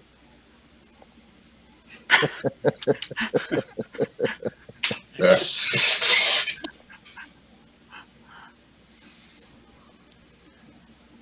That was a joke. I had you down as my rival, actually, but not for reasons like this that I would have expected. It was more along the lines of like, I'd prefer to be a little bit more precautious than what the captain is doing at the moment. It was much more basic and kind of tentative than that. And now I'm like, is the captain one of us? I put down Vickers as rival because he's a medic, right? Like one of her things is she wants to maintain her secret. Yeah, she's not trying to get found out. Yeah. Right. So like the medic, the guy who could like, hey, let's do a blood draw. She's like, oh shit. That's funny. I had Vickers down as my buddy because I'm like, well, I'm sick. I need a doctor. Well, I had Sinclair because from like the very first day, he seemed kind of like an odd one out kind of like. And I was like, oh, Rudy would probably really like that, right? Like, here's a guy who probably feels like all alone. So yeah, that's her buddy. Kind of funny. And now he's like, tensions 2 have seconds flared. from spacing me. Right. That's pretty funny. Okay, what do we do now? Good chat, gang. Good all right. chat. Well, thank you for keeping me around. Thank you for agreeing to the compromise that could set some of our minds at ease. This is a Look at the bright side. We just saved on food and water. Yeah, it's really not that much fun to pass that stuff. That's I great. presume It's it not gets that much fun to digested, buy it but- either. Right. okay. We got that wrinkle, so that's fun. That also means he doesn't have to go into cryo, right? Stasis? That's true. That's true. Well, it's very boring. But Yeah, on the by flip myself side, for 60 days. my condition demands that I do go into cryo as soon as possible. Now, since it's out in the open, just out of character, Marty, you had mentioned on my card that I got that my sickness slows to a crawl when I'm in cryo. It seems to slow down whatever pathogen or whatever other kind of possibly neurological thing is happening with me. Right. Does it essentially stop it while I'm in cryo, or have I noticed that it's progressed? Because at this point, it hasn't become much of a physical deterioration factor yet. Yeah, it's just like the metabolism of the body. If you're in a very long cryo, you're still going to age. Just it's at a very slow rate, And going back to the movie, Sigourney Weaver, Ripley was in cryo for 57 years, but aged physically perhaps 5 years. So right. your disease still advances because all body metabolism hasn't halted, Right. but it's at an extraordinarily slow pace. You're a year from, like you said, losing mobility for lower half mobility, which means if you spent the whole time in cryo, you would be 10 years away from that. If you were to go into cryo for 10 years and wake up, you would have lost all mobility in the lower half, give or take. Okay. All right. Yeah, I just wanted to get a sense of where that was and what its actual pacing was like, because I had been more or less just keeping it to myself prior. Sure. Oh, hey, I'm sure in all of that, it would have come out that, or she would have told you that Rudy's real name is Clarity. Is Oh, what? Clarity. Clarity. Wow. I like Okay, that. that's a yeah. That's like her original assigned name. That's her, yeah, her commission name, Yeah. and it reflects her design. Her purpose is to see clearly. And what do we call you? Rudy still? I'm still calling her Rudy. Tell you what, you call me what you like. How's It that? certainly doesn't seem like in front of anybody else we should use any name that might connect you to a past manhunt. Yeah, I would appreciate that. I think the If rest you of had us would as well. Rudy, I don't necessarily agree with your analysis that we wouldn't be in danger if you were found out. But that doesn't color my interest in working with you any further. I just think we should be discreet. Can't argue with that. All right. And in regards to Jim's question, How do character classes and stuff work in the Conan game? Is it more of a skill based system or is it a class system? it's funny you say that. It is more of a skill based system, but the character is in fact here. Let me put a link. You say it's more of a skill system? It is. Ooh, I like that. That's my favorite. I much prefer games that handle that in terms of skills rather than classes. So I'm gonna put a link in to chat right there. Okay, and that link, if you click it, opens up a page that says Select Tool, Character Generation, a Generator, or Talents Overview. Okay, so if you click the Character Generator, the next page it brings up is select all the sources for your available options. Those are all the different source books in the game. Okay, so there's quite a few. Modifius had an insane Kickstarter launch on this, but the if you just to give you an example, if you just have core highlighted and just select normal, the first thing that it then asks you, it asks you to either select or roll your homeland. Okay, now the way the rules are written, the game to um, wants you to roll your homeland as opposed to selecting it. Okay, and your homeland will determine your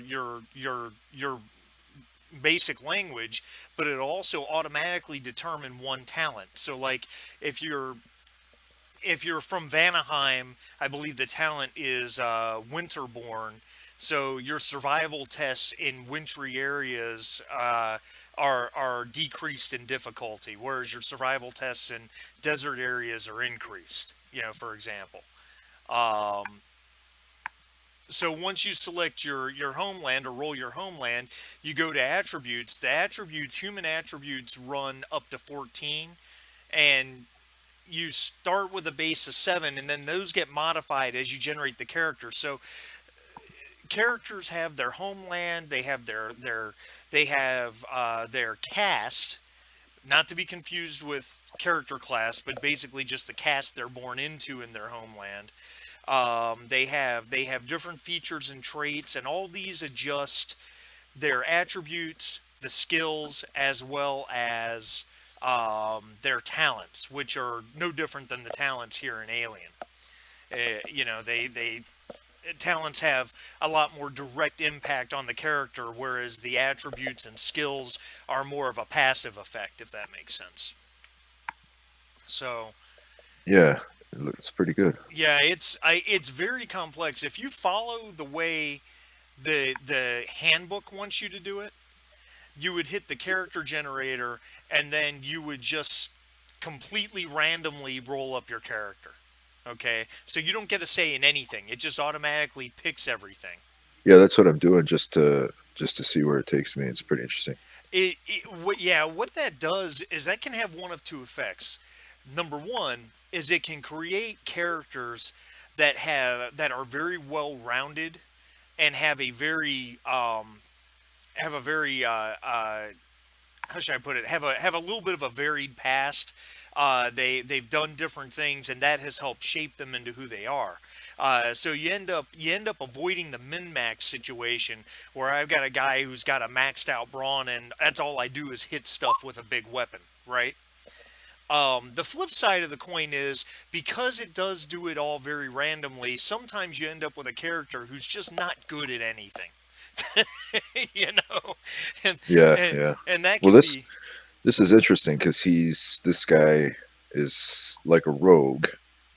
Though I had no preconceived notions whatsoever, I just was rolling, right, and it developed through a combination of randomness and also because you have to pick certain skills. right, But those choices open up other choices. So your right. choices affect the randomness, and the randomness affects your choices. Pretty Correct, well done.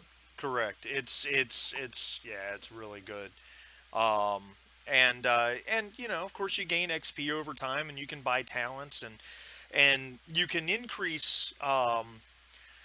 Each skill has an expertise number and a focus number. Okay, now when you start your character, those two are the same. So if you have 3 points in melee, your expertise is +3 and your focus is +3. And melee is a skill based on agility.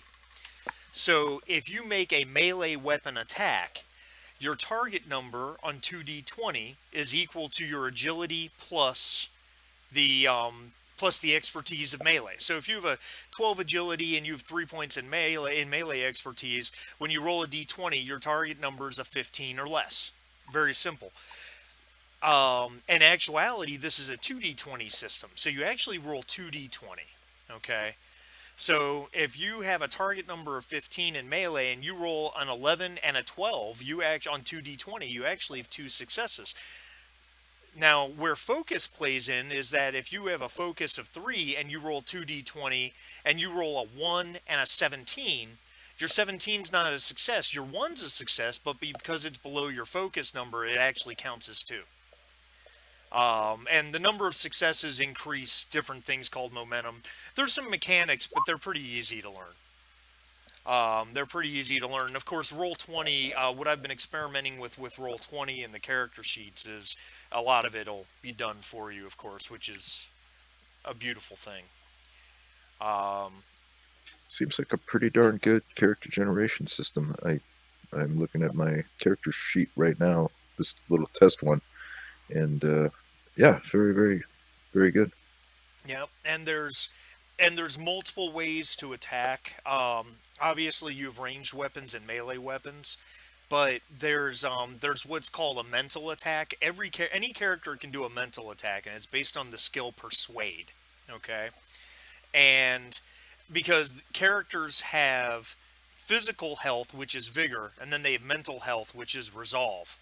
So that gives people an opportunity. If you've got a character that's much more mental based rather than physical, that still gives them the opportunity to have an effect in combat. They can mentally attack enemies.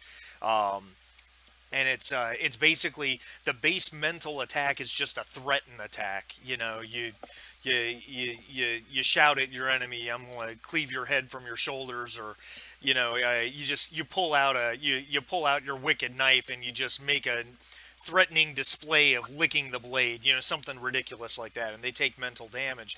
But there's other mental attacks as well. So Weird, definitely weird. and you gain bonus. You get bonus damage. There's mental ranged and melee weapon attacks, and you get bonus damage based on stats. And it's actually pretty easy to use. It sounds a little complex at first, but it's much easier to use than 5e than 5th edition D&D. Let me tell you. Cool. So That's a plus. I think everyone's here except Andy. Andy, are you there? I'll step away for 1 minute. I'll be right back. Go ahead.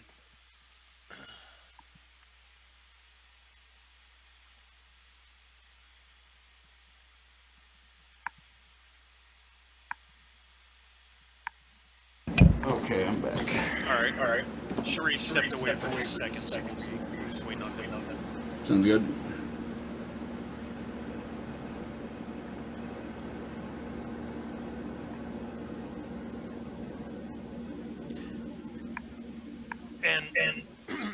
Sorry.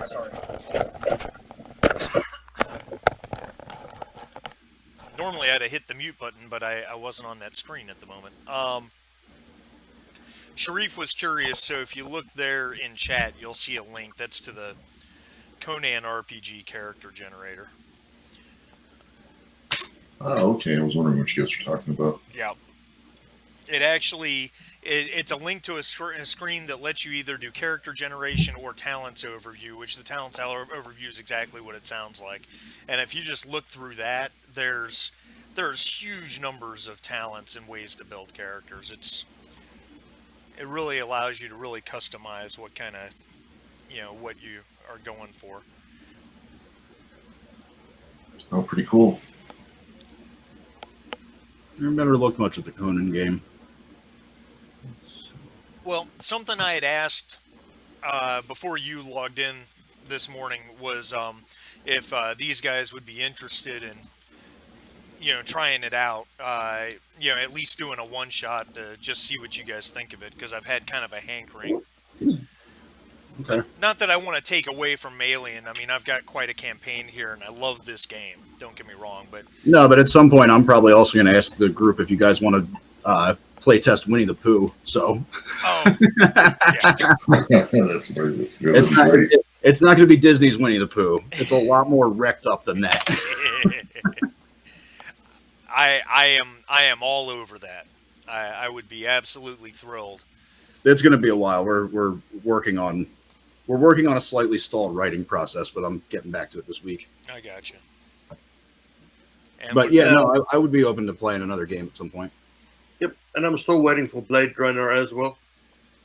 Yeah, I haven't had a chance to check that out yet. I was a little put off that they used a different system, but I'll still check it out. Yeah, I backed it on Kickstarter all the way, so I've got everything. Where I've got everything coming to me. Of course, I've got the PDF, the pre-release PDF, and I felt the same way. I was a little perturbed because I thought they were going to use the same Year Zero engine, which of course was going to. And I don't know. Of course, there were people licking their chops over that, expecting to create a hell of a crossover event. But even still, I'm excited for it. I just haven't had the time to read it. I just. Yeah, I also thought it was weird. I was hopeful because of the way they did the class career structure in Alien that they would do something similarly robust. So I thought it was a little odd that you have to play a cop or have to play a detective, just because I thought the world really opened itself up to much more than that, even though that's kind of a core part of the movie storytelling. But, again, I'm still open to check it out. Yeah, so in the book, they're just saying, for now, you're playing cops because that was what Blade Runner is. So Right. They're hinting at expect expansion books to allow you to play something else, if it works. And also, every game that they've released has sort of used a modified or customized version of the Mutant Year Zero agent, rule set, and Blade Runner is, I think, based off the Twilight 2001. So that's one where you've got the ABCD kind of stats as well. Right. So every time they release a game, they refine the system as well. Yeah, and from what I could tell, just from a quick glance, even though you play cops, there's a lot of different types of cop archetypes, is the best way to put it. Yep. So, though I admit, it kind of seems like it kind of feels like in a Blade Runner game you'd have one or two players because you wouldn't need more than that because it's a Blade Runner game. But on the other hand, I never thought Alien would have the replay. When I first heard about this game, I never thought it was going to have the replayability that it does. Yeah, it's really the way that they expand the campaign side of it and say, okay, you could actually, even if you wanted, just take the xenomorphs out of this and make a really cool kind of space piracy, space opera game out of it. It's got so much there that you could expand it in, not recommending you take the alien out of it, but that you could expand it in all kinds of different ways. And I guess part of what I was looking at with Blade Runner was like, all right, behind Blade Runner, you have this focus that goes into what the movies are about. That's law enforcement. That's very oriented around replicants, and they're kind of like challenging existential questions that have come from AI and whatnot. And that's all very rich and all, but behind it all is this really vibrant, rich, noir cyberpunk world Absolutely.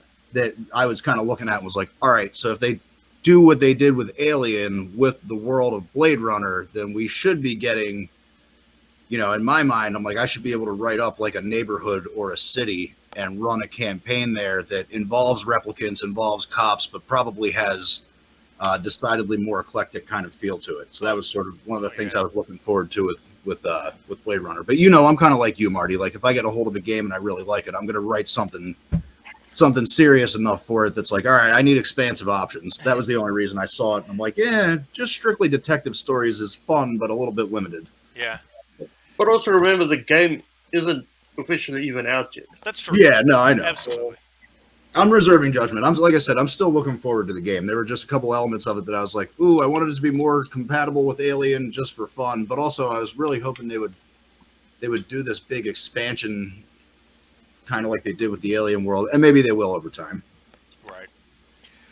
Okay. All right. So back to this. I think we're probably. Are we to the point where you guys are? Are we done with all the discussions and everything, or are we ready for you guys to go into cryo? Just one more thing. We didn't really discuss. Please. Dr. Mitchell's condition. I mean, what can we do to help his character? So part of what I've been doing privately, I've only disclosed the conditions so far to Vickers. Initially, I think my rival was initially Sinclair because I have a personal vested interest in trying to figure out what I can with our discoveries towards solving the issue. And Sinclair early on had a kind of mercenary attitude towards like, let's take the money, let's sell some stuff to a corporation. But this was before our lives became so complicated. So I had only talked to Vickers so far about what's going on. What I've told you guys is more or less the extent of what I know about it. There are a handful of people around a handful of systems who have picked this up. Nobody knows where it came from. Nobody knows what the issue is. It has, it seems like a similar kind of arc to like an advanced MS or something where you start losing control of your musculature. But that's all I know about it, and that it slows down when I go into cryo. But of course, I can't help the team from cryo.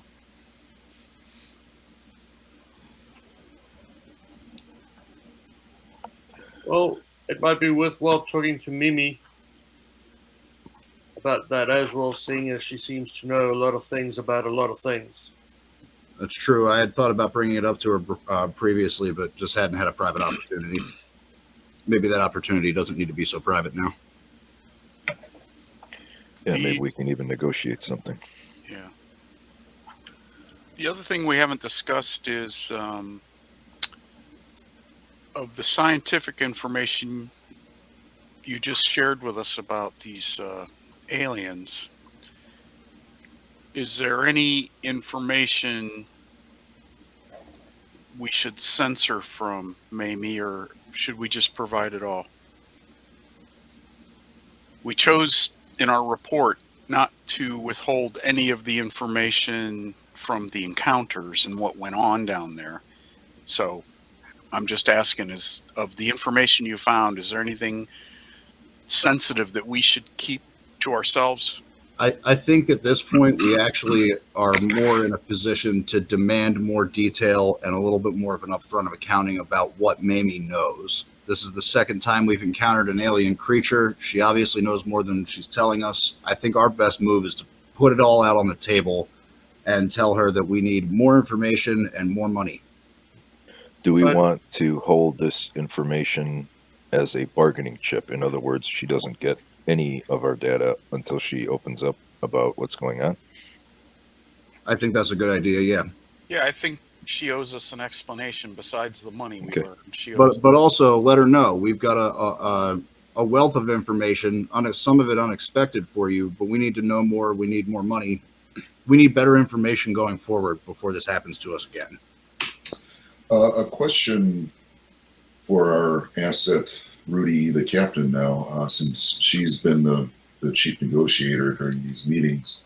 How well does that high empathy in an android translate into a lie detector for humans? Or does it?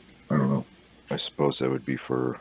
I was just holding that in reserve as a role playing thing, saying that it's not technically a talent or a Yeah, skill, lie but it's more. detecting. Lie detecting is really more of an observation-based skill. If you want to see if someone's lying to you, you do a bullshit check. That would be an observation roll as a general rule. Okay. Um, however, I am of the opinion that uh, we could break the rule on that for a minute because observation is wits plus your observation, right? In that kind of instance, I can see the argument being made that it would be observation plus empathy.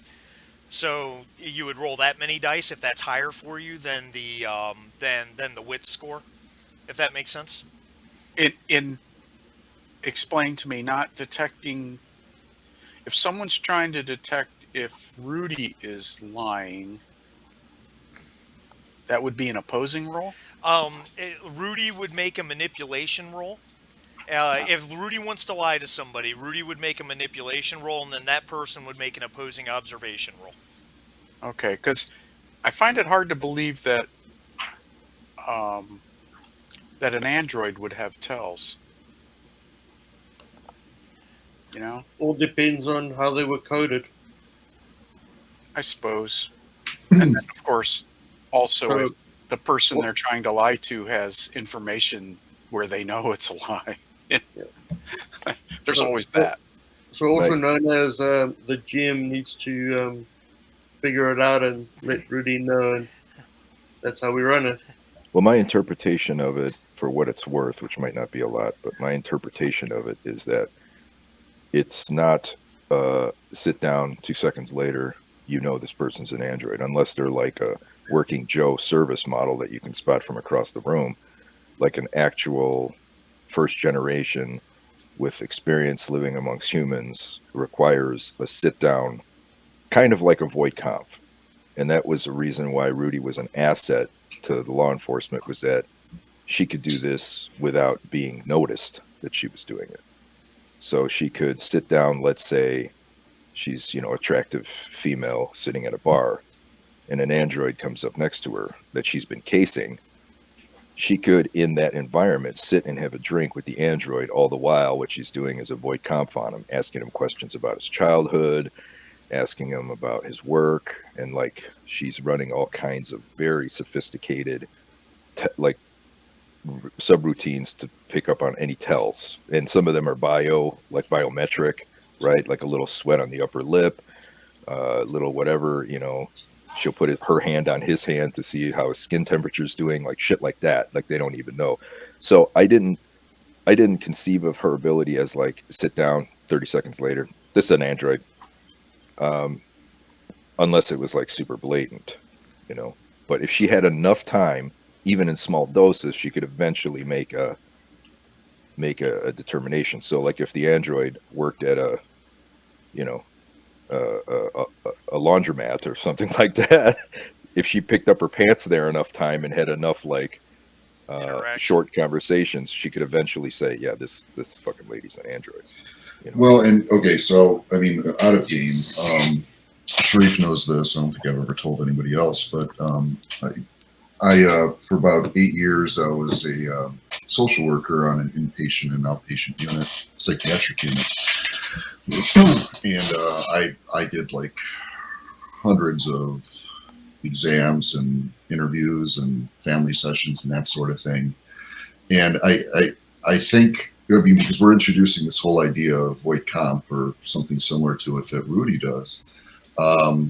Empathy, I don't know that that's defined in the alien rules at all. I mean, I think we may, handle it however you want, Marty. I'm happy with everything you've done, and I'll take whatever rules you do for this. But it's a lot of empathy. I mean, when you sit with somebody who's locked against their will in in a psychiatric unit, all disoriented. After you've done a few dozen, sessions with different people of all ages and beliefs and whatever, you start to get those spidey senses where, they tell a story and there's something off there, right? Sure. And we weren't cops. So, I implicitly believed everybody that was telling me their story. However, once you get into interviewing the family and hearing different accounts, now you've got a different baseline, and you can start picking up on the things that may be causing trouble for that person on inpatient unit. So empathy is that I would say more than wits in psychiatry. Empathy provides that interpretive window, Yeah. rather than just looking at the presentation and the diagnosis. So this is getting way too complicated. It almost seems like it shifts to wits with context, but early on, it's being able to read someone and try to ascertain their expressions. When you don't have enough facts or details, then you can't really wits your way through anything. Yeah, no, I think it's the difference between, for instance, in loss prevention. If you're a loss prevention officer at a retail store and you're interviewing somebody that you think is stealing from you, the wit/observation side of it is looking for when you confront them with something and they make a massive head movement, like they got hit by something and they reel backwards, or noticing that their pupils dilate very suddenly and then close back up. That would be the observation side of it. Empathy is more picking up on the I would say the more subtle behavioral cues rather than the obvious physical ones. So anyway, but yeah, we'll but I'm a firm believer that if someone's talking to you and you want to do a bullshit check on it, it would be an opposed manipulation versus your either wits and observation or empathy with observation, whichever is higher for you. That seems to be the way I've found that it works out the best. So. And that sounds great. I mean, that jives with everything that I know in the real world. And with Rudy, she being an android, it's more of all the different human behaviors that are programmed into her and then cross-checked for behaviors exhibited, and probably some kind of complicated, who knows, quantum level computing to sort all that out. Sure. So probably way better than any human would be. I gotta run upstairs to do something for my wife real quick, so I'll be back in just a minute or two. Okay. No problem. No problem. So what's the next move, folks? Well, we've discussed our plan for our meeting, so we know what tack we're going to take. I don't know, unless anybody has any tasks that they need to finish up. I think Dwayne's done all the maintenance he was going to make, if I'm not mistaken. Yeah. The sciencing has been scienced. I think we're good to go cryo, right? Yeah, sounds good. And I'm sure Roman is very happy to get into cryo. So let me ask that question about Rudy. Rudy doesn't need to go into cryo. In fact, theoretically, none of that would slow down Rudy's metabolism at all. So technically, just to keep up appearances, Rudy's been getting into a cryo chamber and slowing down activity because they don't have to. Rudy could just lay there and think the whole time, right? Yeah. Yep. Not only that, but she doesn't have to make any stress rolls, but she's been... Yeah. She So lives that's her true. life as a human. You no longer gain stress or panic, but you also cannot push rolls. Right. I wanted to talk to you about that. Yes. And it doesn't have to be decided now. I think I know where you're going, but go ahead. I wonder what would be more interesting. Like, what if her identity is totally married to being as human as possible? Like, what if she really can't? Like, she's supposed to get like, I just looked in the rule book, like you get massive bonuses to your attributes. You can't push rolls. Like she already has her influence skill, which is all about pushing a roll. Like I wonder if maybe it would be more interesting from a role playing perspective to just say screw all that. What if like that's so central to her that you know she can't really be different than that? You know what? Let me think about that. You make a you make an interesting argument. Let me think about that for a little Yeah, bit. I may like you like what said, if I it's may so not. repugnant for her? Like let's say she could technically put her arm in a vat of like hot cooking oil, right? Right, Like physically she could do that. She could disable the pain circuits and stick her arm in the vat of oil. right. But what if like on a psychological level, doing something so inhuman would violate her individuality so much that she couldn't do it? Sort of like me, you know, like I imagine that like beating a helpless person for no reason, like for like a small slight, like that would be very, or like beating a helpless prisoner, let's say. Like I would find that morally very reprehensible. It I would take gotcha. some massive, I would have to be in some massive ethical quandary to consider doing something like that. I just wouldn't do it even if I could, Yeah, right? I would say this is so unfair that I can't see myself performing this act. What But if she has something like that where it's like this is so inhuman and she's so about being, empathetic and human that she just can't bring herself to do it even though she could. I don't know, just I'm just thinking out loud. let me but think on it. I think there are some limits to that, though. For example, that human side of her, if she grows connections to us, she would do something like that. If putting her hand in a vat of oil would save one of us, she'd do it. I think there are extreme cases, right? Yeah, exactly. Or And like then, if you were being hurt by another human, could she kill that other human?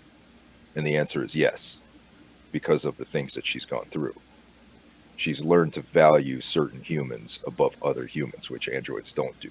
But she does. She prioritizes her relationships. but the whole stress, Marty will have to think about it because the whole stress dynamic, I could see where the consequences of pushing rolls and raising and higher stress wouldn't be as severe for her because I can't imagine an android would ever reach a point of being scared to inaction, regardless of how human they will want to think they really are. It's a definitely a good point. I could see it that way as well. Totally, it's a good point, and I think that's what makes it interesting. Is like, ooh, this is an interesting See, to go back and I forth. would agree with that. I think partially because part of it is going to be your code. You're not coded to have that experience, so it wouldn't make sense to develop it from experience. But I would agree with you on the part where through experiences with other humans, particularly the tragedy surrounding her partner and the almost certainly human task force who came to kill her and killed him instead, that you could easily develop from experience a system of logical evaluation for how closely you value a human life and how quickly you're willing to dispatch another in its defense. I think it's interesting because I see her as sort of a learning emotional AI, right? She can't like obviously she can't go beyond the bounds of her programming if it limits her actions and things like that. But for on an emotional level, she grows and learns, and I think that's a unforetold consequence of her initial programming. See, and I'm a big fan of Westworld, so as a player, I'm like all in on that idea. Like, go for it. It Like makes her interesting, the right? idea that Like if she sooner has or later she was going to develop emotions. That's the whole problem with the replicants in Blade Runner. That's why they limit them to 4 year lifespans. right, and her we could say let's say she has a nascent like experience. It's like, sorry, my wife's coming in with heavy groceries. That must have sounded pretty funny. It's okay, baby. I don't know if you guys heard that, but that was so funny. Oh my god! Oh my god! Oh my god! Oh my god. Maybe the I really tragedy with wasn't sure what was going on. it, like that bag was about to break. Yeah, so this tragic thing that happened, like propelled this emotional birth. like this growth, right? But it was so tragic that it propelled her in a certain direction. Like that trajectory is about love, sacrifice, empathy, loyalty. Whereas maybe if it had gone a different way, like she could be a serial killer android now, right? If like her tragedy had been that they sought to snuff out her life and she had to like defend herself against all odds, maybe she would have grown to be resentful and maybe she would have become the things that she hunted. But because of this man's like love and sacrifice, she learned the opposite lesson. This is why I kind of like this character, because she's got some like interesting layers, like real science fiction layers to her, you know? Yeah, yeah. Yeah, let me noodle on that for a while, and we'll see where that goes. It's definitely a different kind of challenge than Dr. Montague or Monahan, who was literally just there to work for what was the corporation called? LaSalle Bionational. LaSalle, yeah, to work for LaSalle, and at the end, when you guys collected yourselves all into one like basically box, was like, oh, my experiment's just done half of itself. I just got to go open that door. Well, something like a Rudy wouldn't work in a one-off, I don't think, because it just plays over too many sessions to work. Yeah, I think you're right. Yeah, agreed. Same thing with Westworld. A character like Dolores is a character that you need time to really come to understand. The same with Maeve and some of the others are characters you need time to understand what's going on with them. Yeah, to develop and really figure them out. But Right. if you had time and you started off as a Dr. Montague and you ended up as something else, that would be interesting too. Yeah. If anybody who isn't watching Westworld, I strongly recommend it. I only watched the first season and I loved it. I really need to finish the others. It's really, really good. Up to season 4 they're on now. 3 gets a little more linear than I like, but it's really good and continues to pose the same kinds of transformative, existential, and philosophical challenges through the medium of an AI and robotics system that's self-discovering. All right. Well, so does the crew want Rudy to do something while there's I have a cryo? question about that. If Am not, I able to teach Rudy to do some kinds of analysis such that Rudy could do research work while we're traveling? I mean, she certainly could. She certainly can do research work. She's still it's still based on her skill set. So if basic scientific training would be something that she could certainly learn. She would still have to make her her roles mechanically. Yeah, I don't mean like an instant fix, but is this something that we could talk about? Well, I can just bring it up in character, and you can. well, maybe next level, if I have enough experience points, I could put one in research or something. Analysis is a talent. You can Analysis. put one into observation. I think is what we roll mostly when we're just doing general take a look kind of stuff.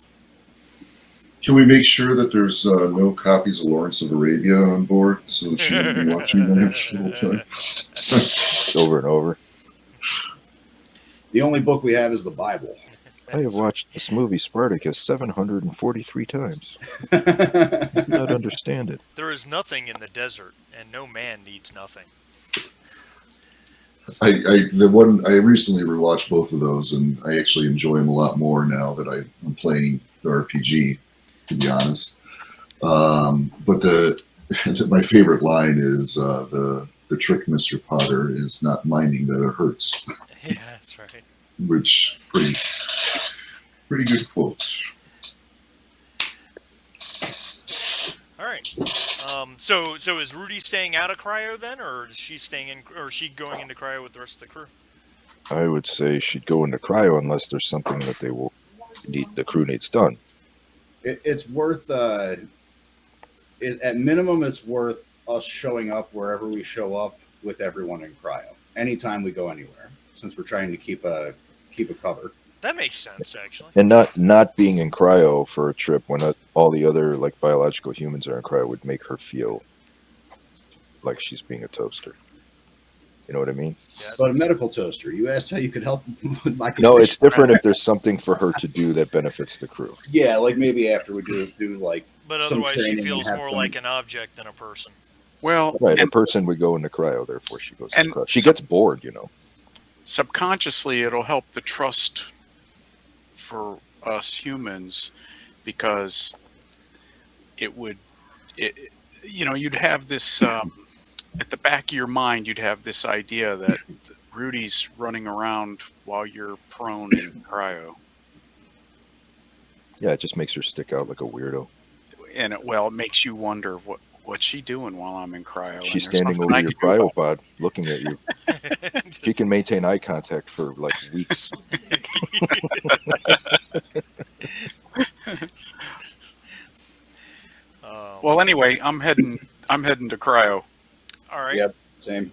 All so right. we can get on with this thing. Same. Before everyone hits cryo, would you do me a favor and make a straight empathy roll? Kick all your stress if you have any, just ditch it. But if everyone would make a straight empathy roll for me, I would appreciate it. Okay. All right, Rudy. Okay. Sinclair. Wow, look at that. Does this mean I'm able to get out of cryo and kill one of us in cold blood? Wow, look at Dwayne. Okay. So, as you're all in cryo, this trip is, this trip's about 30 days. And as you're all in cryo, you do dream in cryo. And, I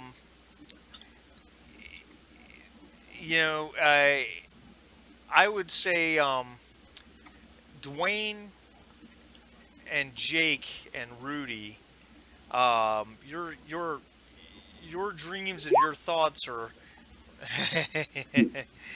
are probably a little bothersome, maybe some nagging guilt or concern. Dwayne, how does that show up in your dreams, do you think? I'm putting you on the spot. I don't. I know how it shows up in his dreams. He keeps reliving the moment they left that poor woman trapped there, with indications, now that he knows more about how that Crawley thing worked, with indications that she wasn't impregnated yet, that she was physically okay, and yet we left her there. That's going to eat at him, and it's going to show up in his dreams. He's reliving that moment over and over again. Every time he leaves that bay to go through a doorway in his dream, he ends up in the bay again, and she's right in front of him, Oh wow. That's saying, "Help me, help me." That sounds horrible. Yeah. Okay, Jake, top that. What's Jake dreaming about that's bothering him?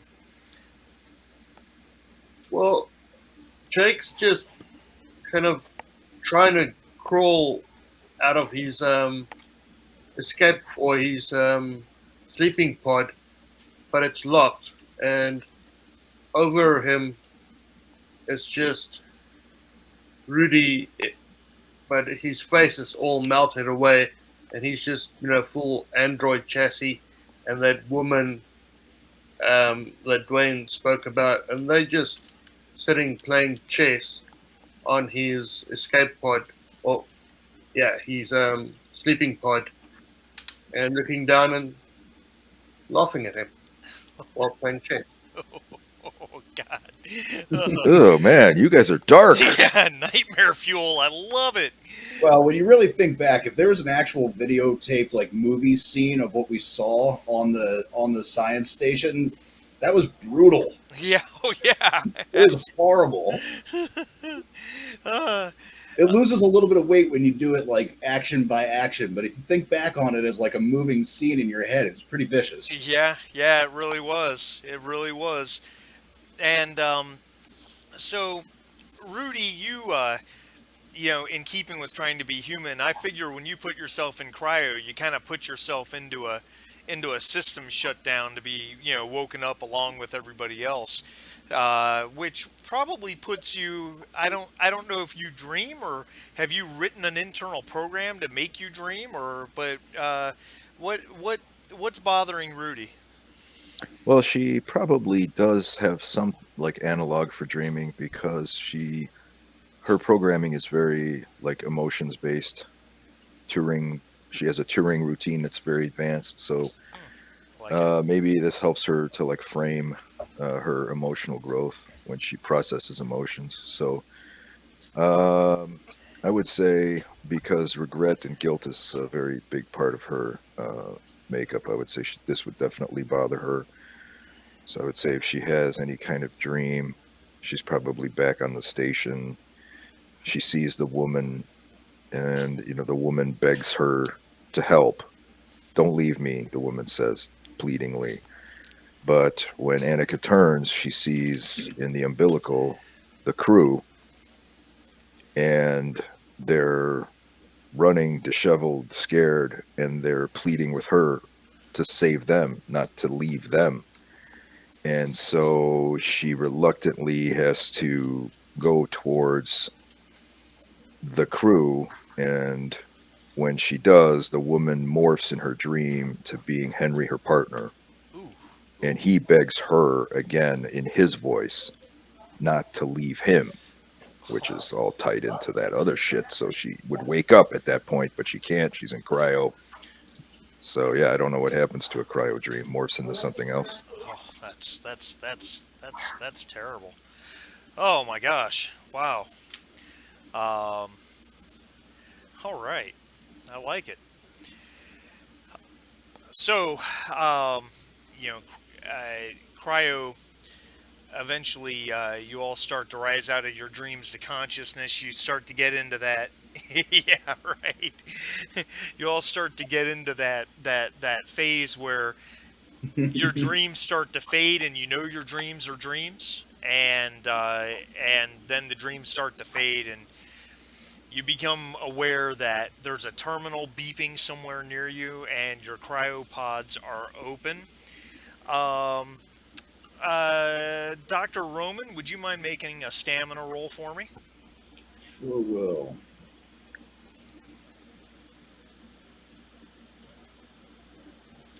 Uh-oh. No successes. Do you want to push that roll? Sure do.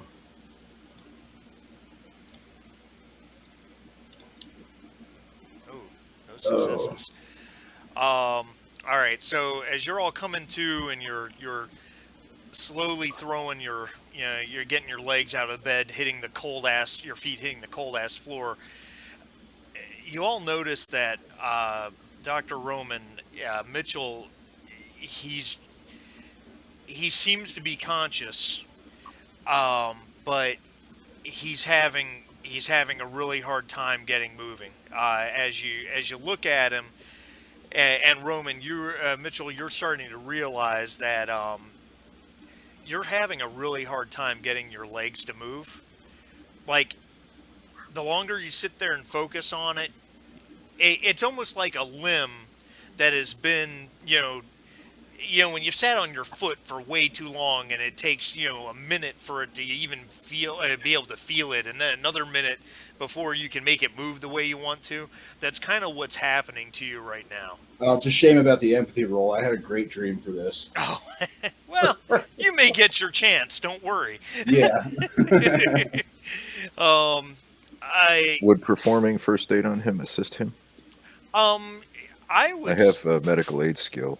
And in the absence of Vickers, I mean, Vickers is the obvious first choice for that. But Yeah. So what Vickers probably says. Vickers has a med kit, I think. Do one of you have a med kit on your inventory? do not. I still have a personal med kit on my inventory.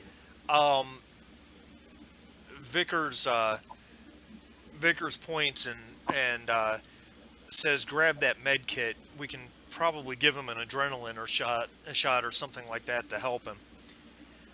So if you want to do that, Rudy, I'll let you make a medical aid roll. +2 for the med kit and +1 for Vickers' help. It will use Dr. Roman's med kit. It'll consume it. One success. All right, so that works. All right, so yeah, with the adrenaline shot, Dr. Roman, you really start to get your feeling back. You're regaining motor control. you finally reach a point where you can get up out of bed. You're a little shaky. You've got -1 agility to any agility rolls for now, but you are up and moving, Okay. and your med kit is used up. Yeah, I got it off the sheet. Okay, perfect. Meanwhile, the terminal in Cryo is beeping to indicate that you guys are approaching Bracken's world.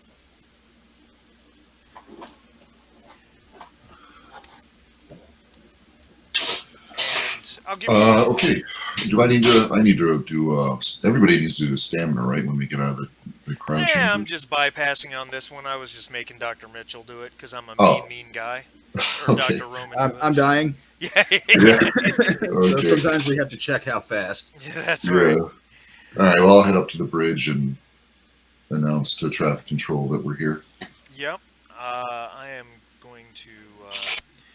I want to give you guys a little bit of information on Bracken's World in case you're not familiar with it. Of course, I'm having a hard time locating it all of a sudden because I didn't write it into my PDF. Why write it into the PDF? Because after all, it's in the book, right? I can find it anytime I want until I can't. Bracken's World is obviously a UA. Looking at the space map, it's obviously in UA space, right on the edge of the frontier that separates UA space from UPP space. It is a mostly, and I want to make sure I have this right. If I can find the stupid page, I'm having one of those moments. I apologize. Oh, to hell with it. Whatever. It's a UA planet with a good sized colony, 40,000 colonists. It was originally, the colony was originally founded by a company called AlphaTech, who is a weapons manufacturer.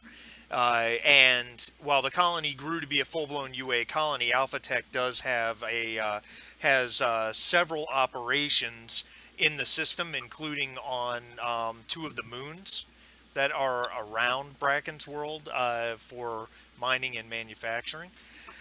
When you reach out to space traffic control, they announce that they have you on sensors. They put you in an approach pattern that will allow you to make planetfall and land on one of the spaceport pads. So if Max wants to go ahead and make his piloting roll to make sure he doesn't crash the ship making planetfall. Yeah. On the way. Let's see. Back of my hand gives me 2. Correct. 2 successes, not a problem. Not a problem. You bring her in nicely, and set her down easily, and you are clear at this point. You are good to go. And then you have your coordinates that Mamie Knight gave you.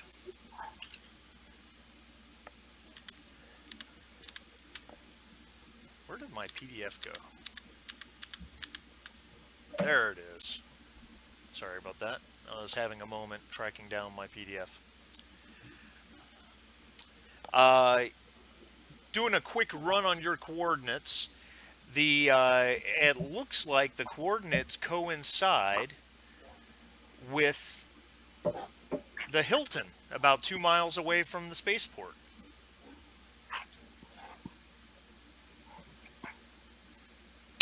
Oh wow. Okay. They have a spa there too. The Hilton is really the premier hotel chain left in the galaxy at this point, so they probably have just about anything you want. Yeah, the Hilton sounds so much better than anywhere else we've landed so far. Yeah. That's so true. Do they have Room stage service. 4 XX121? Well, they may not, but I'm sure they can find one for you if you really want. Nah, I just need crutches, to be honest. All right, so what would you guys like to do? Jake will make a copy of all the information and all the research, Okay. and one, he'll just add a copy to the ship, but secondly, he'll also make a copy on disk and hide it somewhere in a vent. Oh, I Since like it. he's learned, yeah, since he's learned from the previous encounter with people what happened to their research. So, do we have a scheduled meeting with Mamie, or do we have time to set that up? Yeah, you. All you have is the coordinates. You don't have a meeting time. Then while while everybody else is working on, while others are working on probably getting that set up, is it possible to take another look at the stuff we've collected and see if there's any more information to glean? Yeah. You could spend a few minutes doing that. What would you be looking for specifically, or do you know what you might be looking for? Or is there a particular focus of the question, I guess is the best way to put it? Is there anything that we didn't take a very close look at? I know we looked at the hand and we looked pretty closely at the spider, like reverse parasite thing. Yeah. Thinking about it in the samples you guys took, I don't think there was much you didn't go over. Okay. Because you never really got picked up time to grab any other forms of samples elsewhere. All right. You kind of ran out. Then I want to take a couple minutes with the digital camera and just make sure I document everything that we have as Jake is going over and copying the data. And I would make sure we make a copy of that too, so that we've got some organized video and photo evidence of like, all right, here's what we turned over, and then also the log of information that we cataloged about it. That sounds good. All right. Absolutely. Not a problem. All right. Anybody else have anything they want to add? I will be making sure to pack the old trusty revolver. I don't trust Mamie all that much anymore. I don't think anybody else has any concealable weapons, but if anybody else has some sort of sidearm, I will recommend to the crew to carry something. I've got a service pistol as well. What do we want to decide on as far as the safety of the ship? I mean, I know we're in a secure spaceport. Do we want to? I had a question about that. How many days were we in cryo? 30. So does that mean I have maintenance to do? I don't have a pistol. Yeah, you do, but I'm just assuming you guys had so many saved up rolls and dice and all sorts of stuff. Yes, I just that's true. bypassed it. Okay. I was just going to say I could stay with the ship and do my maintenance, but that's the question: is how confident do we feel, or do we have to leave somebody with the ship? It seems like Max is always stuck with the ship.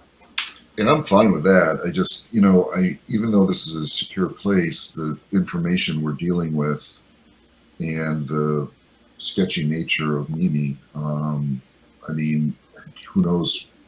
I'm going to stay, Julie. I have enough worry about it. I'm sure you could rig up. I'm sure you could rig up something.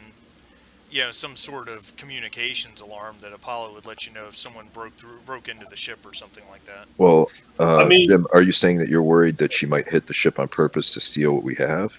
Is that what you're saying? Not steal the ship, but steal our research and steal our science. I'm having a hard time trusting any situation or anybody at this point. So, I mean, besides our crew and what we've hashed. From an out of character playability point of view, I guess this is just with a gem. Does the GM feel that we should leave somebody with a ship, or can he effectively guarantee us that he's not going to mess with the ship and all the players can go and play? Well, yeah. Quick reminder: our ship has been raided before while we were away. That's true. The GM will guarantee nothing. However, the GM would definitely say that if you guys wanted to, say, securely lock up the ship, I would let a Comtech roll happen, and the number of successes you got would be the number of successes somebody wanting to break in the ship would need to do so. And then could we say that Vickers is watching the ship? Yeah, we could do that. Absolutely, we could leave Vickers with the ship if Jim wants to Yay! actually get out of the cockpit and do something. Again, I'm not there. I don't have a problem with staying with it because it seems like we got to get out of Dodge really quick every time we land, and so I mean, if I had to hop over to an empty field to grab you guys if something went south, or I'm gonna just stay with it. We've got the most dangerous info that we're delivering to this point right now, and I don't want to be without a ride in case something bad happens. So We I'll can stay with leave it. Vickers with you in any case, so there's Sure. two of you in case she sends some Yeah, strong dudes over there. and I'll make this comment out of game because it seems like I always mention those sentry turrets. I'm not doing it just to like buff up and get around rules for things, but I think my character would probably, because he really values the safety of this ship. I mean, I don't know if there's anywhere to buy those black market on this planet or not. But they sure would come in useful if you guys are being chased by something. Seems like a question for Mamie. Also, be a good opportunity to get a read on how protected she really wants us to be. If she's serious, she says yes, then that's a good sign. If she says no, maybe we find out later she could have helped us. That's bad. It's a valid statement. I like that. And they're really, I almost thought it was a misprint in the rules. Not very expensive. Like 15 grand. How much are they? Like 15 grand. Well, it makes sense because, like, the smart gun itself, because it's basically a robotic smart gun, if I remember correctly. Yeah. And, the smart gun itself is, relatively cheap when you consider what it is and what it does. It's military, so it's not like you can just easily get Right. your hands on one. But, um, So there might be a premium to pay on the black market if they're restricted to civilians, I guess. yeah, I'm sure we can figure something out because a smart gun itself is 6 grand, so that makes the price of that robot sentry make sense to me. Okay. Yeah, because they're basically just the guns we saw in Aliens 2, the ones they set up to Right. guard that that one tunnel or what have you. And since none of us are colonial marines or trained, and I mean, we have pretty good stats, but I mean, boy, it would help to have something that accurate and deadly. So anyway, I'm just throwing it out there. Shopping list. All right. All right, so Max Decker and Vickers are going to stay with the ship, and the four of you are going to go track down the Hilton, right? Sounds good. All right. Yep. So Bracken's world is beautiful. You don't know if it's supposed to be like this or if it was terraformed to be this way, but as you leave the starport and begin heading towards what you know to be the Hilton, it's in the lower 80s. There's a nice salty breeze blowing through. There's palm trees. It really reminds me. It reminds you uh, of Hawaii in those old classic movies from the mid 20th century, or at least what you think Hawaii was supposed to look like before the giant volcanic eruption that completely destroyed the entire state. As That's awesome. Not for the Hawaiians. I love Hawaii, but I'm a bad man. The there's various people moving about, just standard colonists. You are in UA space, so there's probably a corner bar over there, or restaurant with an outdoor area, and there's some colonial marines or even naval officers, getting a bite to eat. There's tourists. It's really a very very idyllic place.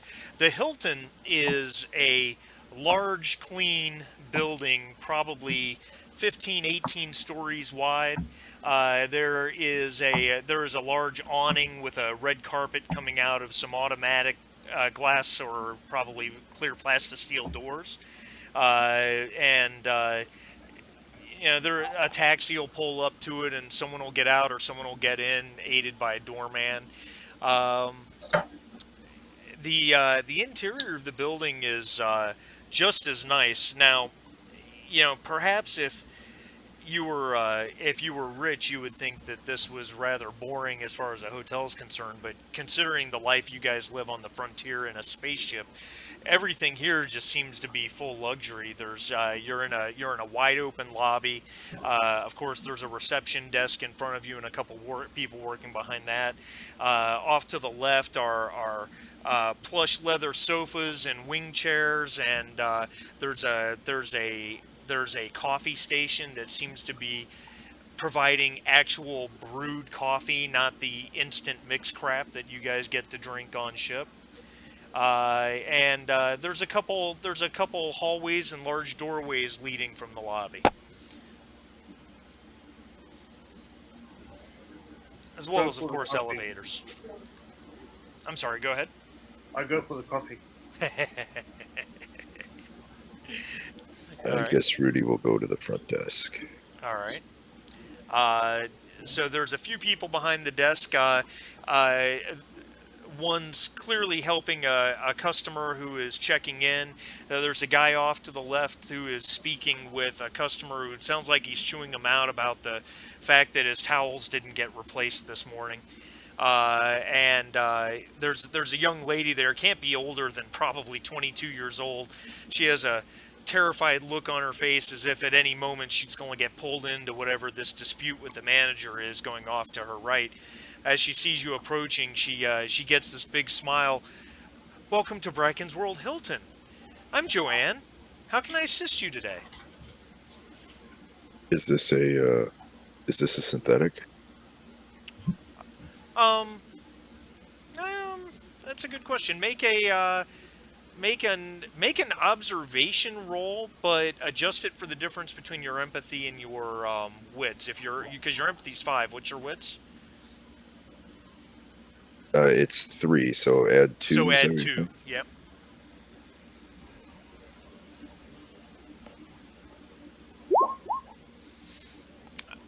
No, she's definitely human. I don't know why I asked that. I think it was just the way you said that. Oh, I got it. Well, yeah. She's clearly very well trained in the exact way they want their customers greeted. I suppose I will inquire about our friend Mamie. What's Mamie's last name? Knight? Knight, correct. Yep. I'm here to see a friend, Mamie Knight. She says, Mamie Knight, and you are. My name's She's Rudat. tapping away at a keyboard. Rudat, Ms. Rudat. Oh, Mamie Knight. Yes, you are. There is a note in here from Ms. Knight that you were expected. She is currently in conference room. She's in conference room 2 at the moment. And she kind of points off to a wide, like double wide open archway off to the left side of the lobby. The conference rooms are just that way. Thank you. You're welcome. And she goes back to actively trying to find something to do so that she doesn't get called into that argument. All right.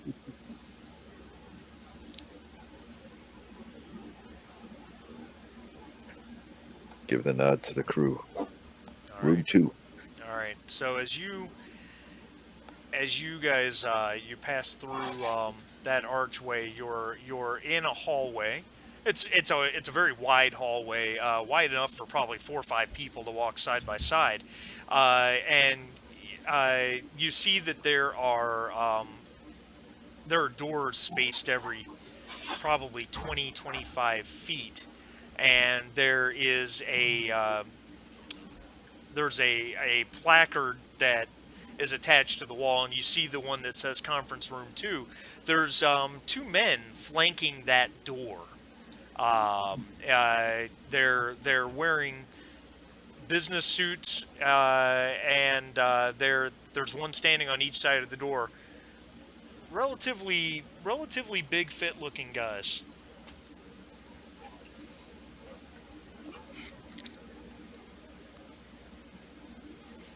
We're here to see Mamie. One of them looks at you. He says, Captain Rudat and crew. That's us. All right. Ms. Knight is in a meeting at the moment. He looks at he kind of moves his arm out to pull back his suit jacket, looks at a watch, and says, she will be ready to see you in about an hour. You can wait in the lobby if you like.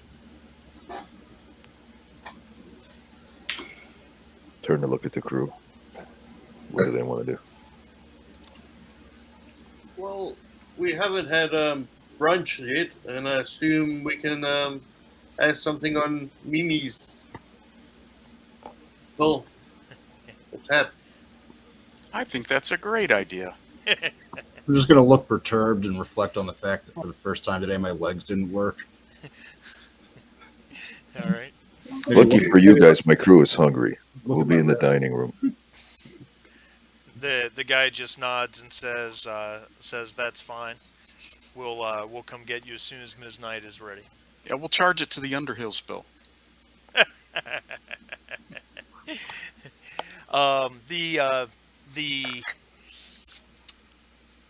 The Hilton's I don't know if you'd call it a restaurant, but their dining area, shall we say? It looks like they're still set up for breakfast, and this is not prefab meals and reconstituted crap.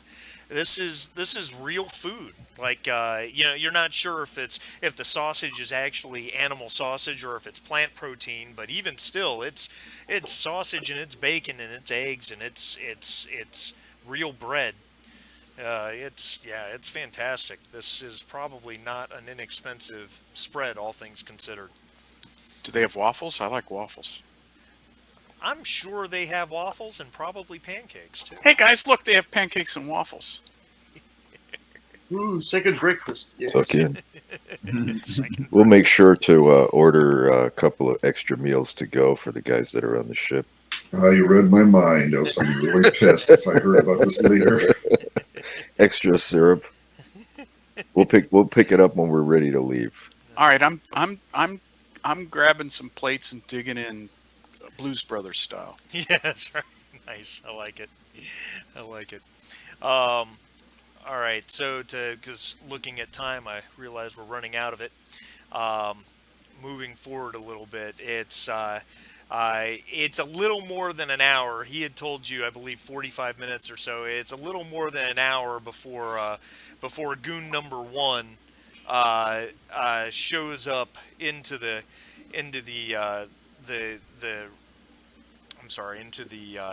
Hilton's restaurant area, and he scans the room for a moment, then sees your group, and he comes over. Ms. Knight will see you now. Follow me, please. And he just turns and doesn't even wait to see if you guys are following him. All right, we'll follow, I suppose. All right. So he takes you back to the conference room, opens the door, and steps inside while he waits for you guys to usher in. Inside, the conference room is large. It's probably 30 feet across, and it's oddly circular or oval, and there's a table in the middle of it that matches the general shape of the room. There is one chair on the far side of the table that has Mamie Knight in it, and there are half dozen chairs on the side of the table, on the side where you came in. In front of her is a mobile computing device. As you guys, mobile terminal. As you guys all enter, she stands from her chair with a smile, and she looks at her man and says, "Thanks, please wait outside." And he nods and closes the door behind you. She comes around the table with her hand stretched out. Captain Rudat, it's a real pleasure to see you again. So, Marty, she seems to be legitimately pleased. She seems to be lighthearted. What is the mood? Make an observation roll, and I'll let you substitute empathy with it as well.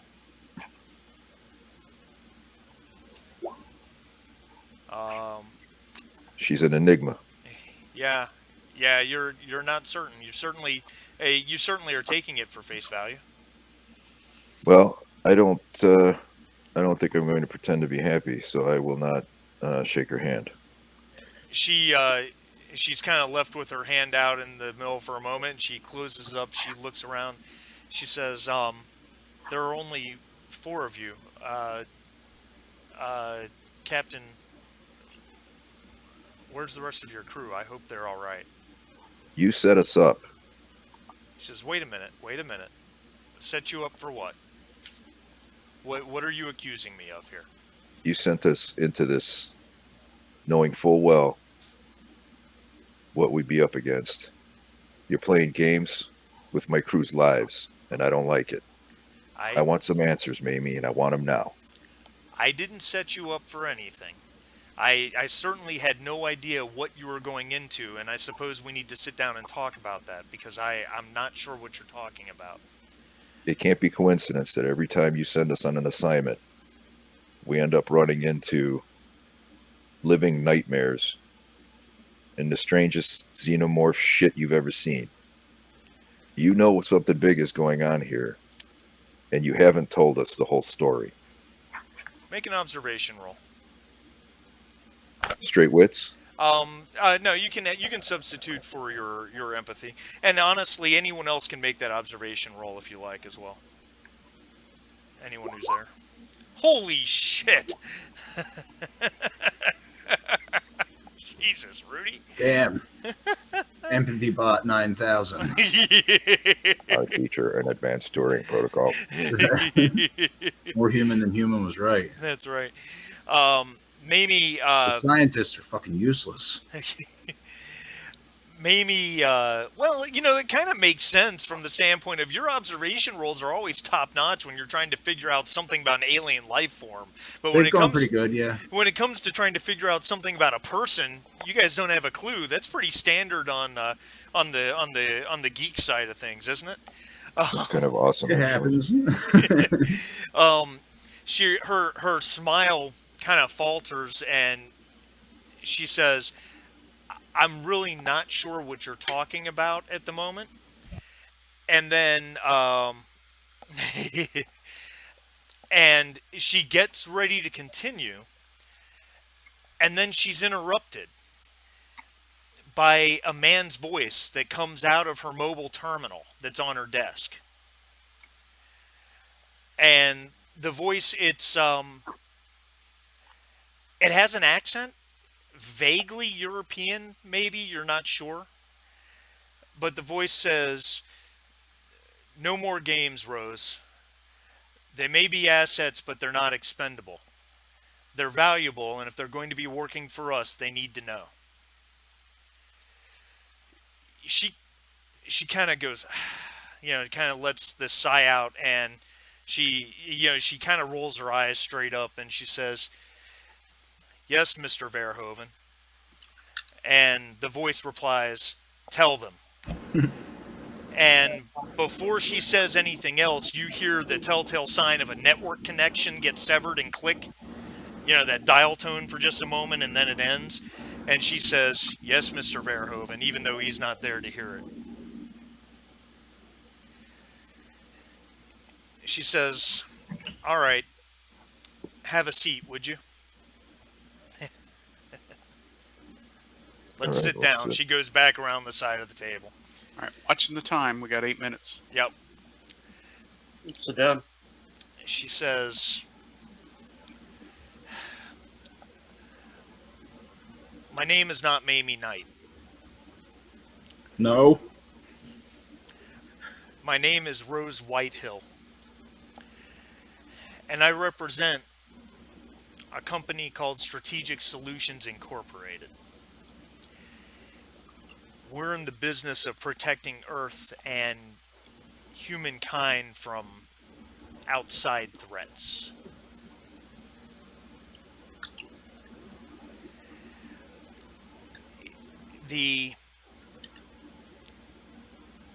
Let me ask you this. When you arrived, did you actually penetrate the station of LV at around LV 1052?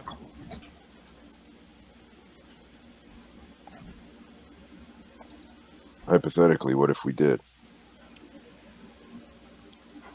Did you find any word of a ship named SS Selena or any of its crew?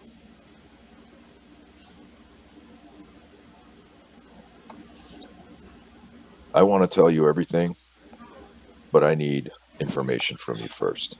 All right. I need to know what's going on.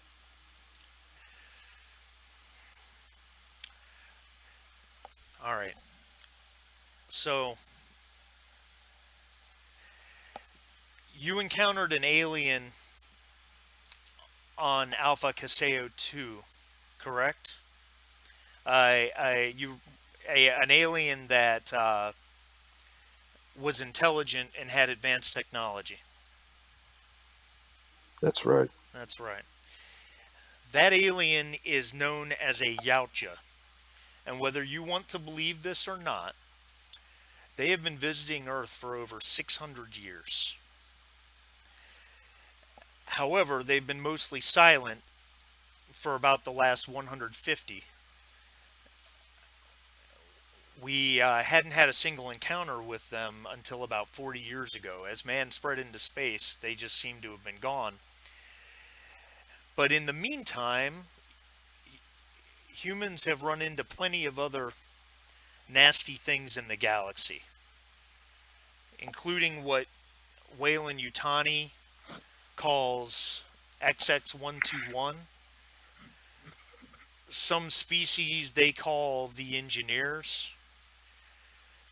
And then this genetic accelerant, this black goo that we know is not man-made because no one fully knows what it is or what it does or where it came from. And now we have these border bombers that have taken out at least 3 systems: Kruger 60, 61 Cygni, Alpha Casea, and who knows if there are others. My company, SSI, we are not the only organization with this information.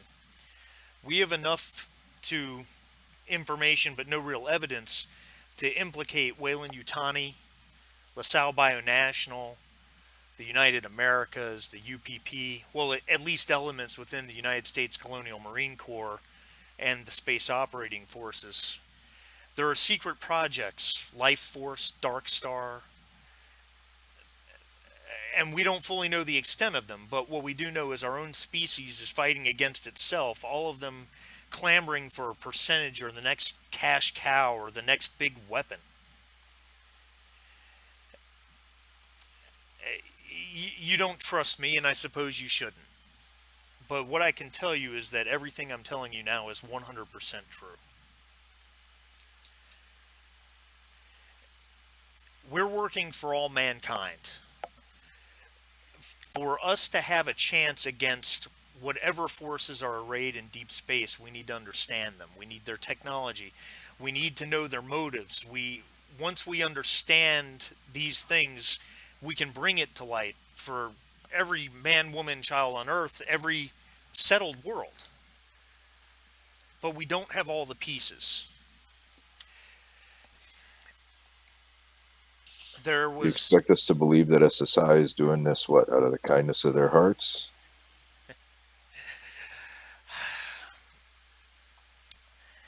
SSI, there's no question that we need to make some sort of profit.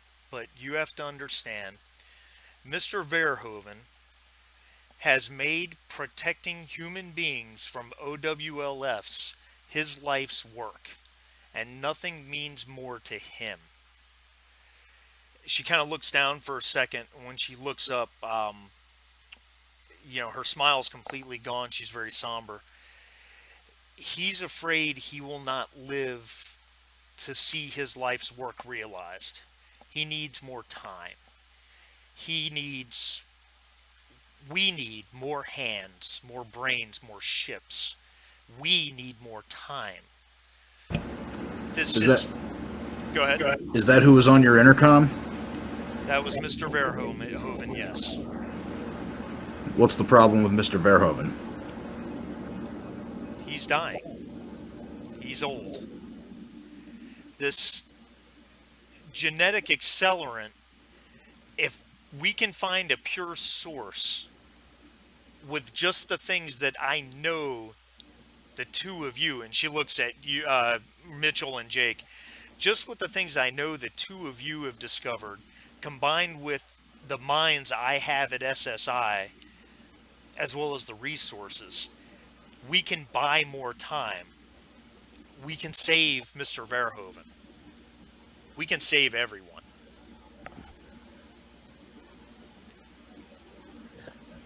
Annika will look knowingly at Roman. Who will keep his mouth shut for now. Right on. Go on, Rose. All right. So, Andy, how's your time? Do you have a couple minutes? A couple, but I do have to get going then. Okay. Well, why don't we do this? Why don't we end it here? Yeah. Sounds good. Very exciting place to leave it, actually. Yeah, this was a good session. Cliffhanger. Time for commercial. Absolutely. Very Yes. cool. And some more stories are coming as soon as we get started next time, which is cool. Yeah, that's right. So we will, we'll meet back in a week. Cool. Great Same session, ugly time. everybody. Yeah, Thank you, Marty. Yeah, very cool. Thanks, Marty. absolutely, Marty. guys. Have a Thanks great- for coming. See you guys. Bye.